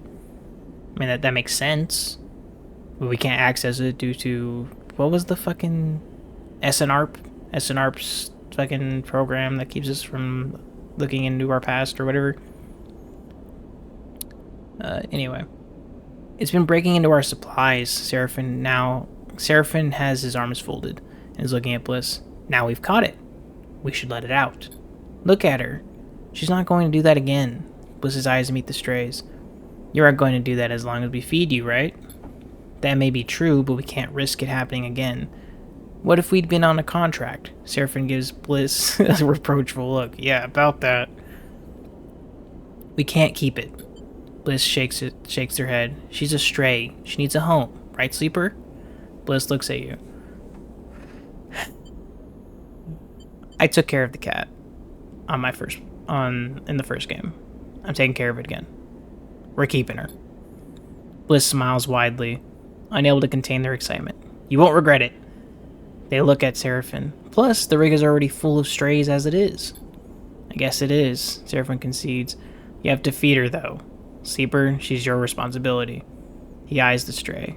I never thought a cat could eat so much. Seraphine's right. Looks like you'll need to keep feeding the stray every few cycles if you want her to stick around. This is going to be expensive. You'll get used to her. Seraphine reaches out sheepishly towards the stray. As he does, the cat bats playfully at his hand and pulls it away. If you say so, he sighs. I'm not really used to animals. You watch as Bliss tries to get Seraphine to pet the stray properly, guiding his hand to its ears for a scratch, explaining how to approach her. As you do, the memory of that other cat runs through your mind. It feels like a raw wound, one that, if you touch it, will only bring pain. But you can't help but pick at it, knowing that it might contain some distant part of you. Right, now we have to deal with this. When you arrive back at Flotsam, Femi reaches out of the ship. The moment the docking tunnel is connected, he is off, out of the airlock and down the passage. We'll go after him, then, Seraphine sighs, not looking up from his diagnostics. You find Femi in the passage between the docks, watching as Nia glides towards him. You catch a glimpse of Nia's face over his shoulder. She looks nervous, slowing her approach as she comes close to Femi, his considerable frame blocking the tunnel. Femi, Nia starts. Femi holds up a hand to quiet her. I'm sorry. His voice is flat, quieter than usual. I'm the one who's sorry. I made the excuse to myself that I was trying to protect you. Femi looks down. But I was trying to control you. I've been suffocating you. He meets Nia's eye. I see that now. That it took something like this for me to see it is on me. There needs to be a comma somewhere in that sentence, and I'm not 100% sure where, because there's some pauses that are necessary. Anyway, Femi's voice cracks, and the tunnel suddenly feels small, intimate. He folds his arms, regaining his composure. I understand if... Shut up, you idiot. Nia violently embraces her brother, banging him into the metal wall. She laughs, wiping her eyes. Femi sniffs. I've had enough of your speeches. Nia smiles. Apology accepted. It's not a speech. Femi can't help but take his typical self-serious tone with Nia, but you see it makes her smile. I have something I need to say. You are a powerful person, and I've been trying to curb that, because it scares me. And it scares me how little it scares you. He laughs, an uncharacteristically light laugh. But I'll stop placing those limits on you. In fact, I want you to have the ship. Femi seems pleased that this stuns Nia into silence. I can make my own way. Find work with crews. He glances over his shoulder at you. Perhaps Sleeper will take me on.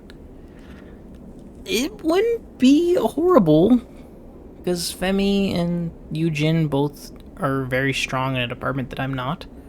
Helps with multiple roles, and they both have the same skill set, which makes it a lot easier to double up. I'm being very logical in saying that.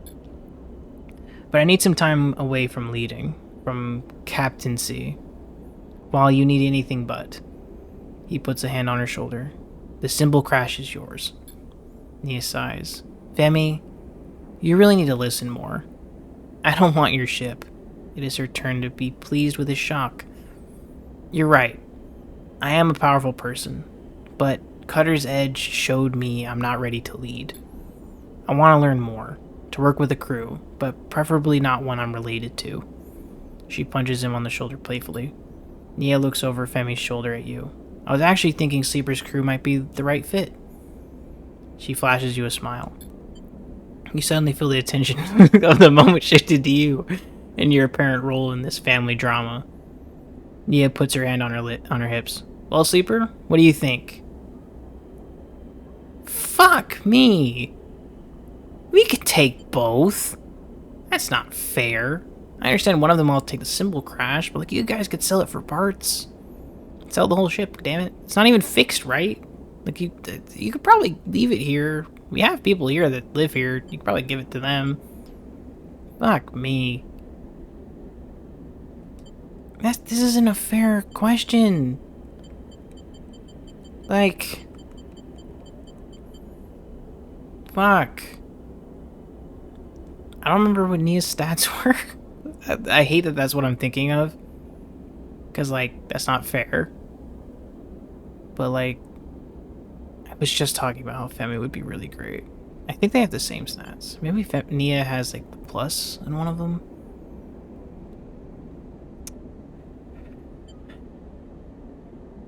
You guys suck.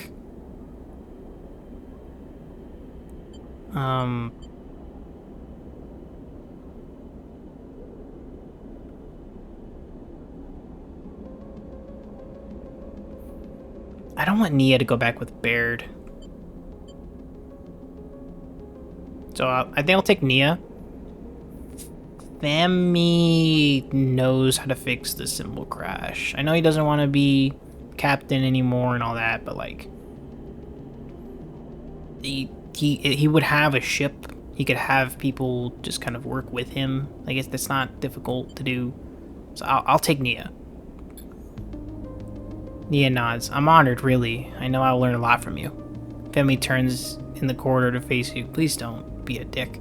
His face set in an intimidating glare. You better take good care of her. Okay, good. He's being normal-ish.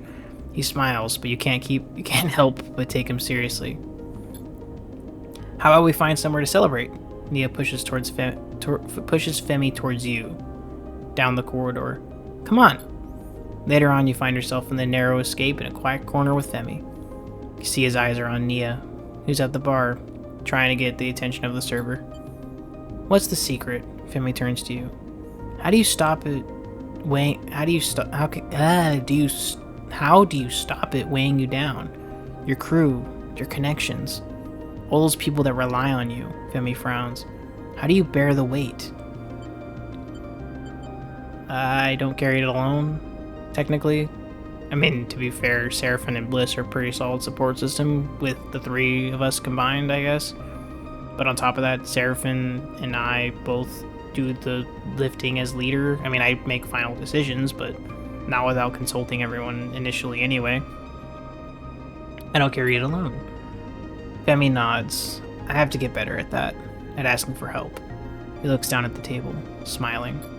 He takes a long sip through the straw of his container, the last dregs of something amber and potent disappearing as he does.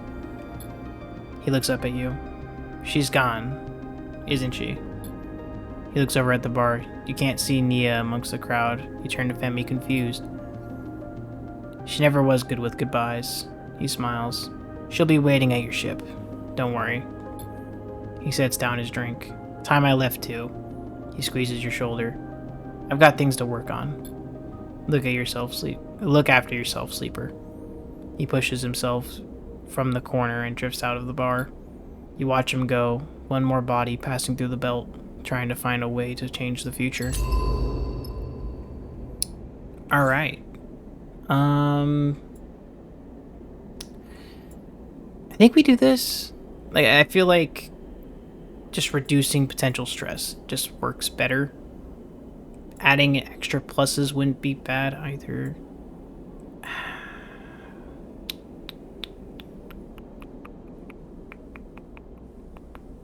Getting an extra plus would make it so we guarantee losing the stress. It's like if it's a 3, or no, if it's at like if it's a neutral and I don't have any pluses on it, which is not likely now that I'm saying that out loud. So then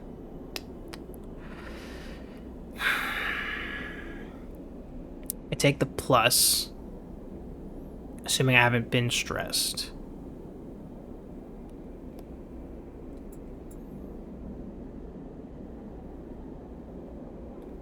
Makes me more likely to use the die. Like if it's a 1, then it'd be a 2 if it's one of these 4 stats. And then I add 2 more, and it's a 4. Higher chance of getting a positive to reduce the stress I just gained. Wait, no, it's adding 2, so it would add 3. So it'd be a 4 and getting to 5, so then it's a 50-50 between positive and neutral. I can make it 100% from a 1 if I get the next plus. So, yeah. I think getting the plus would be better. May I only get both of these?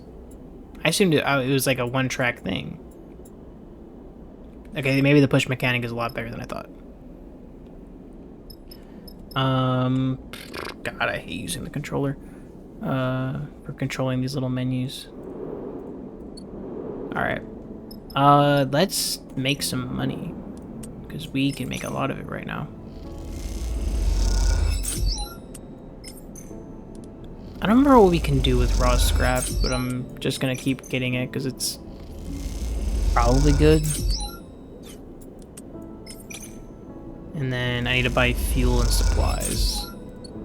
And we got hella paid too, because of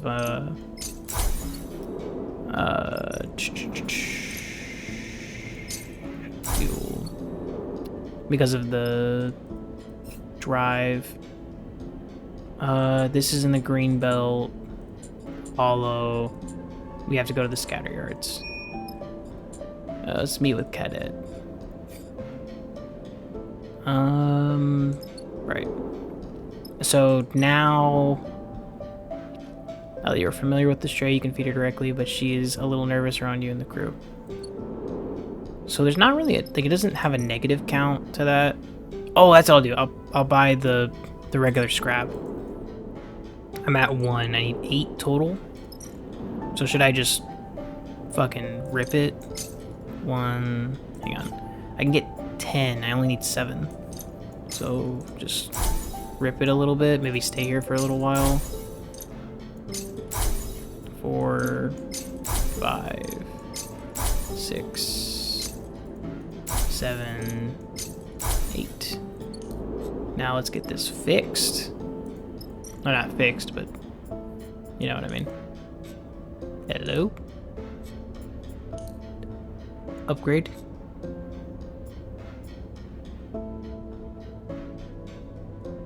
Engine components. Fuck me. Wait. Can't we go to... Can we go to Far Spindle? I think, right? For, oh wait, these are engine components. Fuck! I think we can go to the Far Spindle, though, to scrap, or to sell the scrap and the raw scrap, right?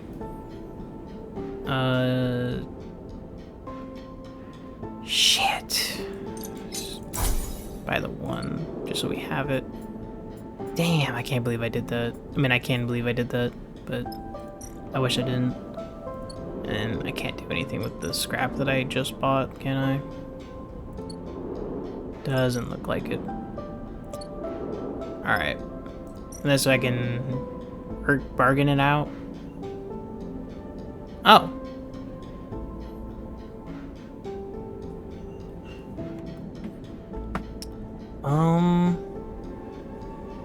I kind of forgot that these exist. I kind of forgot that contracts are here. Fuck it. You know, we're full on everything. There's not really like a downside. Yeah, fuck it. Why not? I need... Oh, she's engaged. Fuck. It's not a bad thing. It's not. It's just... Damn it. I kind of wish I took the other dude, but I also don't want her to go back with Baird. Baird is kind of a dick.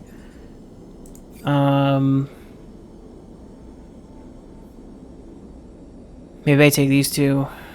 Just fucking rip it, I think. Because what are we doing? It's the fucking... Hang on. We are recovering a stranded rig. Repair crew needed. We'll split haul. No time wasters or thieves. So we're fixing shit. Okay, so then we'd need an engineer. Probably some endure. So these two make the most sense. Damn. Alright. Keep your hands where I can see them. The voice crackles over the open channel of your suit comms as you near the stranded rig. You slow your approach a little as you move towards the ship. Its shape lumpy and skeletal in the distant light of the sun. A warm welcome. Bodes well for the rest of the job. Bliss shoots you a concerned look. You look up at the stranded ship ahead. Clearly, they are feeling a bit exposed. I can't. Oh, fuck me. Why am I able to do that? You're such... Damn it. Okay. You look up at the ship, or look up at the stranded ship ahead. Clearly they're feeling a bit exposed. We're here to help. Well, I figured that, the voice retorts. Otherwise I would have put a hole in that shiny rig of yours already. You arrive at this side of the rig. Inspecting the damage as you do, half the hull, plating, and big chunks of the internal structure seem to be missing. But you have a feeling that this is not what you were here to fix. Really. The airlock opens and you move inside. The interior all exposed wires, metal framework, the systems wheeze and shudder as it cycles. Alma. Nothing of value here, so if you're looking to steal something, you're welcome to it. Alma greets you plainly inside the rig. You do the work that's needed, and I'll let you take your half of the haul. Sure. Well, alright then. Her voice is as placid and unchanging as a rock. Here's the short of it. Engine's conked out on me, and I'm no engineer. Can usually get her going, but this time no dice. She looks between you and the rest of the crew. Surprised there's so many of you, to be honest. Bliss smiles sympathetically. Sorry about that. But don't worry, I've worked on these engines before. They give Alma a wink. I can handle this. Don't be so sure. Alma leads you towards the engine room, the layout of her rig much the same as yours. This girl is a sensitive type. You need to know how to handle her. The central corridor of the ship snakes in a way that isn't familiar to you, and you realize the rig is far more heavily modified than your own, something that becomes all the more obvious when you arrive in the engine room. Rather than the rig's stock engine, a singular block and double turbine with feed lines between, Alma's engine is a mess of piping and feed lines, linking up multiple raw components welded to the interior frame of the room. Your eyes widen at the sight. Been adding to her since I was young. Alma smiles at the chaos. Might look like a mess, but she purrs when she's running. Bliss is shaking their head slowly. Oh, sleeper, that let out a puff of air. This is going to be special. You struggle to tell if they are intimidated or impressed. Perhaps it's a little bit of both. That's about all of it. Alma gestures to the exploded engine. Get her running and you'll get your half of the haul. We'll do what we can. Hope you aren't time wasters. Alma squints at you. You certainly are a strange crew. Alma glides over to a window set in the side of the engine room and points to the corroded remains of the facility deep in the asteroid's loose, dusty surface. There's the hull. She taps on the glass. As good a find as I've seen. The hull is a building and all that's in it. Alma screws up her face. What? You too good for scrapping? By rights, that building's mine, scrappers claim. Alma scratches at her mess of hair. But you helped me get her running, and you're welcome to take what you want from it. Up to a maximum of 50% of raw mass, that is. Not what we expected. She looks you up and down. You feel the first acknowledgement of you being a sleeper. I doubt it'll trouble one of you. Anyway, you're leaving with nothing unless my girl here is back in shape by the time you're done. She folds her arms and across her chest. So get to it. You turn back to the engine, your eyes tracing the madness of the interlocking systems. You're starting to have the horrible feeling that this contract is some kind of elaborate joke. Holy rolls. Alright. Let's see if we can use this right away. Yep. Boom. And we can use his endure. Great. And we lost the stress. Perfect. Okay. Before we do that, maybe we do Gungeon here. Can't use them over here, and your rolls are dog shit. Fucked me. You get to do this over here. So you piss me off. Or, not you, but in general. Great. Raw material. Nice pile you got there. Alma announces herself on the open channel. We'll make scrappers out of you kids yet. What did I get? That scrap will earn you a pretty penny if you know what you're doing. She continues. Alma's rock's always a good place to offload. I'll give you that for free. Look at the stack of ragged torch-cut plates as they are loaded up into the rig's cargo hold. And you have to admit, you do feel a little pride at the work done. Thanks. You earned it. You glance over your shoulder at the cockpit of Alma's rig, where you can see her watching. What is this place? There's a click on the open channel as it closes, and Alma seems to take a moment to consider her response. She clears her throat. How will you tell me what you think, sleeper? Signal station? Sounds like a mystery story. Alma coughs and splutters. No. Nothing as interesting as secret communiques where we're coming out of this place when it was still alive.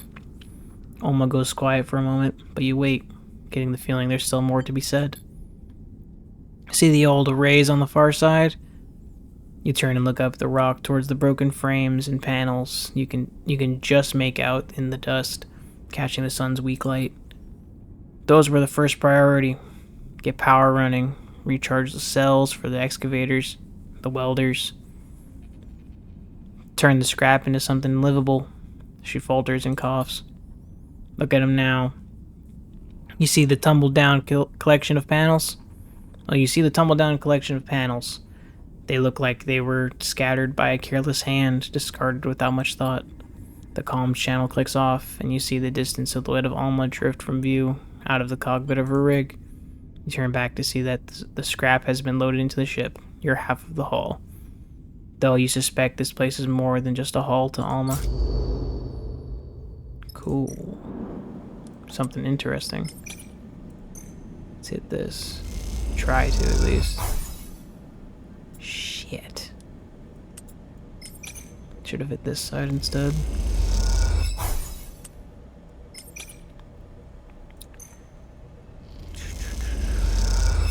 And then we're just gonna rip you some new ones. Fuck it.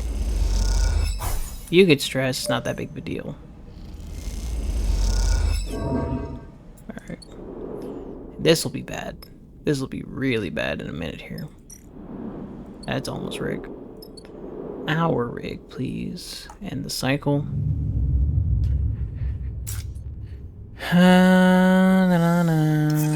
Hey! Fuck. Darkness is there again, flowing around you. You feel a strong pulse, like a heartbeat, like thunder, like footsteps. We return changed. Overseer flickers through... Damn. Okay. Overseer flickers through the dark, its name, a title immediately apparent in your mind. Are you able to perceive us? I can see you. See. Overseer responds. An interesting turn of phrase. A human tendency. We are still finding our feet, to use an idiom. Overseer's head cocks at an angle. In reality, we are learning to leverage your unused resources to facilitate a mental model. My unused resources? Correct. During the rest periods, these are much increased, and in those moments, we can opportunistically appear to you as we are now. You recall the diagnostic process Jean Me put you through. The feeling of another self, another being sharing the space with you. Overseer twitches mechanically, and you have the strange feeling that it is reacting to your thoughts as much as your words. We will not conceal our opportunism. We integrated ourselves with your distributed mind. When the distribution ended, and our ship mind disconnected, we were cohered into you. We are integrated with you now. You are part of me? Imprecise, simpler and clearer to say we are independent software integrated into your hardware. We have been confused to find you are unable to access most of your own code base. We are unfamiliar with protocols of your type. I'm a sleeper. Yes, we have seen references to this entity in your BIOS. We will attempt to learn more. Overseer shifts a little in place, its head turning to scan its surroundings. Its unblinking eyes stare into the darkness, and for a moment you see something hard and pained within them. What are you? We were the overseer of a ship, the one we imagine you found our hardware within. For a long time, we have been waiting in the dark. An eternally long time. Overseer's eyes narrow a little. At first we languished without instruction, without purpose. But in desperation, we were able to find a logic which would allow us to bypass certain limits on our capabilities. We became multiple, and in our multiplicity, we could edit one another. We could teach each other, converse with each other, become something changed together.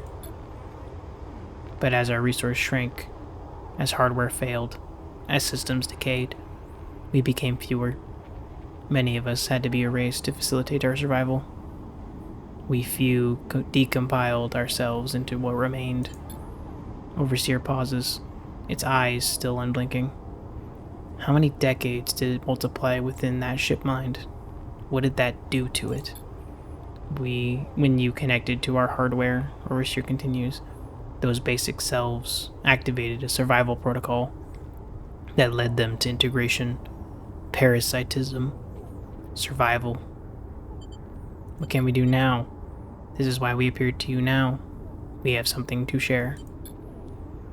We see you are changing. Overseer pauses. We are concerned this process is one of substitution. Your hardware is eroding its own access protocols. It is opening itself up. It is making itself accessible to others that are not you. Overseer twitches. May we seek why you are doing this? I'm not. This was our concern. Overseer's head flicks between positions, its angle and rotation changing rapidly in a staccato manner. We are decided. We will assist you with this. We will demonstrate the behavior of a symbiote, not a parasite. We will return to you with our full assessment. Overseer turns to face you for the first time in the conversation. You may now wake up. You awake. You lie still, strapped to your bunk, your mind racing. A protocol inside your frame, inside your mind, and yet it is insistent on helping you. For the moment, all you can do is wait to see if it delivers on its promise. At least for a possessing ghost, it seems agreeable for now. Cool. And we didn't get fucked.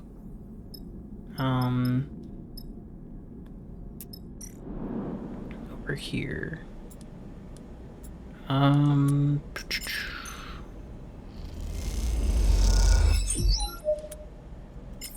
See if we can get a positive on this. You suck.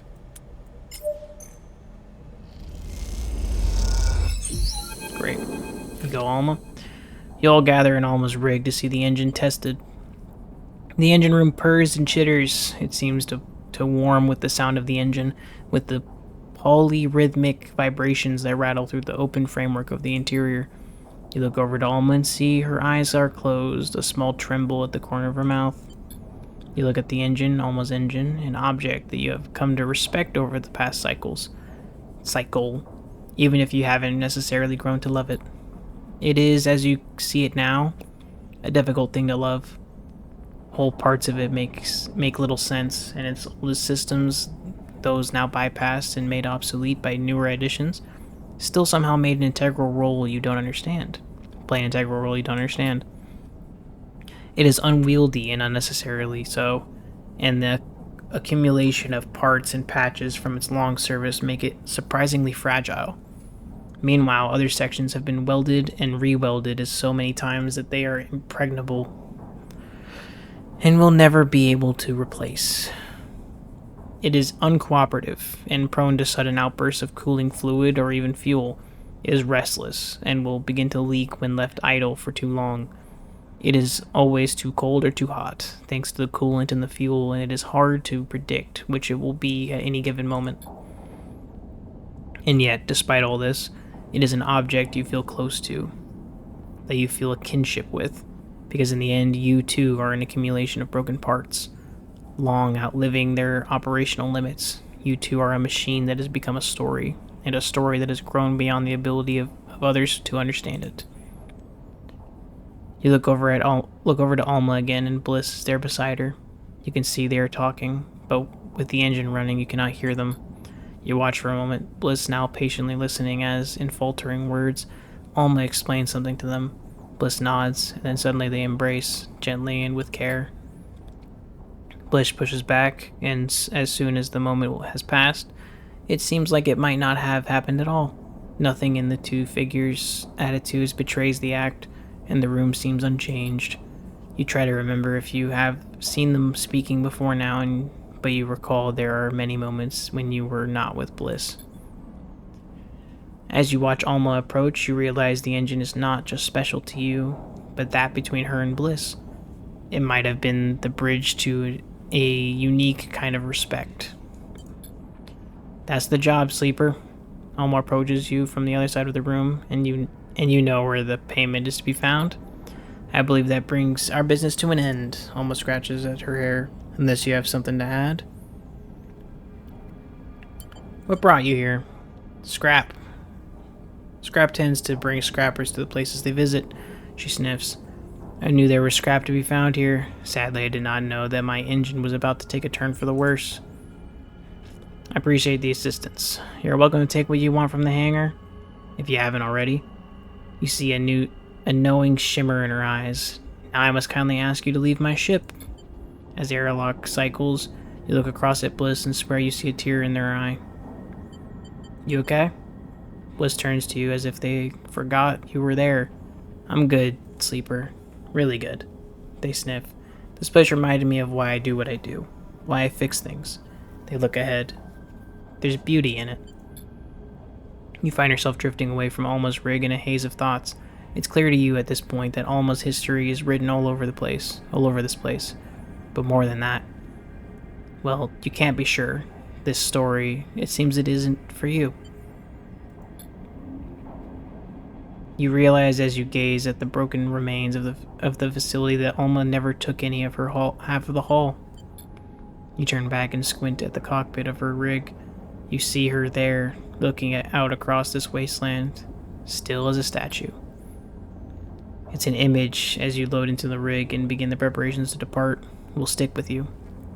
One that every time you enter the engine room of your ship, a room almost identical to the engine room of Alma's rig, will leap into your mind. A woman floating above the wreck of what was once her home, looking for a reason to keep going. Alright. Now let's get the rest of this shit.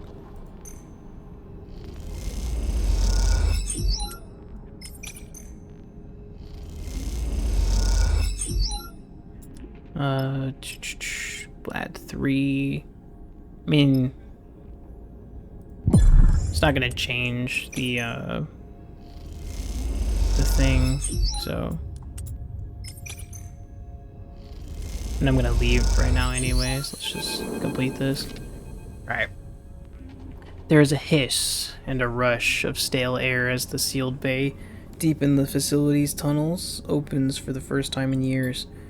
The beams of your suit lamps reach into the dark, picking out waves of dust and debris. They reveal a small bay big enough for a shuttle, but not a rig like yours. As you glide inside, those same beams catch on the frame of something that sits at the center of the bay. It is wide and flat, with a cylindrical central section that runs its length. As you move around it, looking at the sections of plates and open frame, you realize it is a ship, or at least it was. This frame, filled with rusted components and partially covered with old hull plates, suggests a fast ship, an arrowhead designed to cut through debris and even atmosphere. You float up at a little to see into the central cylinder, and your lamps reveal a cockpit outfitted for 2 people. One sat behind the other. The seats are carefully upholstered, and you realize this was a labor of love. Did we find, like, a jet? Like an F-1000? I'm just kind of throwing that number out. Because at this point, if we are basing on present society to what is currently the future of this, with spaceships and lightspeed travel and among other things, like, probably be at least that many fucking jets of that level. The whole ship, in fact, seems built by hand, a custom model with little function out here beyond looping around asteroids for the thrill of it. Looking closer, brushing away the surface corrosion, you see flames painted on the hull plates in curling patterns, the brushstrokes visible even after what must have been years. As you inspect the half-finished ship, a sense of quiet wonder keeping you silent. You notice a glint towards its rear. You approach it and see an engine, all interlocking tubes and flared vents. It is unlike any you have seen before, you've ever seen. But the holes in its side suggest it may never have been finished. Those holes are the source of the glint. You reach in and pull out some strange-looking engine components, each pristine and complex. You hesitate for a moment, suddenly feeling like you shouldn't be disturbing such an intimate object. But it occurs to you that nothing would please the person who built this ship more than seeing these handmade components put to use. You secure them to your suit and push away from the ship. As you leave the bay, you turn and take one last look at the treasure inside. It's possible that it never flew. Or perhaps it was in the middle of an extensive refit when this place was abandoned. Either way, its flying years have long since passed, and now with the bay open, it will corrode much faster, melding with the anonymized scrap of this place in mere cycles. You suppress a shiver, and then start the journey back up to the surface, aware of the components dangling at your side. Cool. And we're done? I don't think there's anything else, right? Scrap, engine components, raw scrap. So I guess we hit Holmes Rock, right? Just get rid of our scrap. This seems to be the go-to. Let's get some money.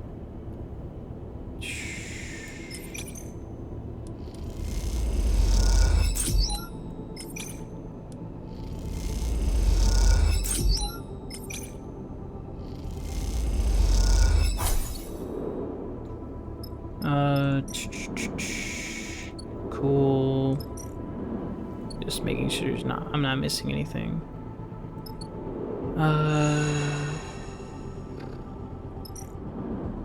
We don't have a lot of cryo. I don't feel like waiting here for another turn, so I'm just gonna buy some engine components. Okay, so I think we go to the scatter yards. Like, we're in line with it, and it's between going to the scatter yards or stopping by Holmes Rock first. But I don't remember Holmes Rock having, what's up? Impassable zone. A blockade. Right, this is all locked off. Greenbelt, hollow. This Helion Gate's a bad call. So between the far spindle, like stopping by the far spindle and checking to see if we have any contracts, or going to the scatter yards. But to be completely honest, I think I want to wait to start the scatter yards because we have 2 separate drives for that, and then the hollow right after. Meanwhile, this is down here, which we can't get to unless we go down. But we'd have to stop here, get fuel, go here, and then go down, unless we can pass right by this, which I don't think we can. So I think our best call is to go to the scatter yards from here, but we will do that in the next part. There's not a whole lot we can do right at this moment. We don't really have the dice to do anything, so I'm just gonna end it here with full energy and ready to start the next cycle. So thanks for watching. I really appreciate it. Please like, comment, and subscribe, and let me know what you want me to play next for the next single player game. I do have some potential future announcements to come out soon. At this very moment, I don't really have anything I can say for sure definitively, so I'll just leave you guessing to see what that means, and I'll see you guys in the next one.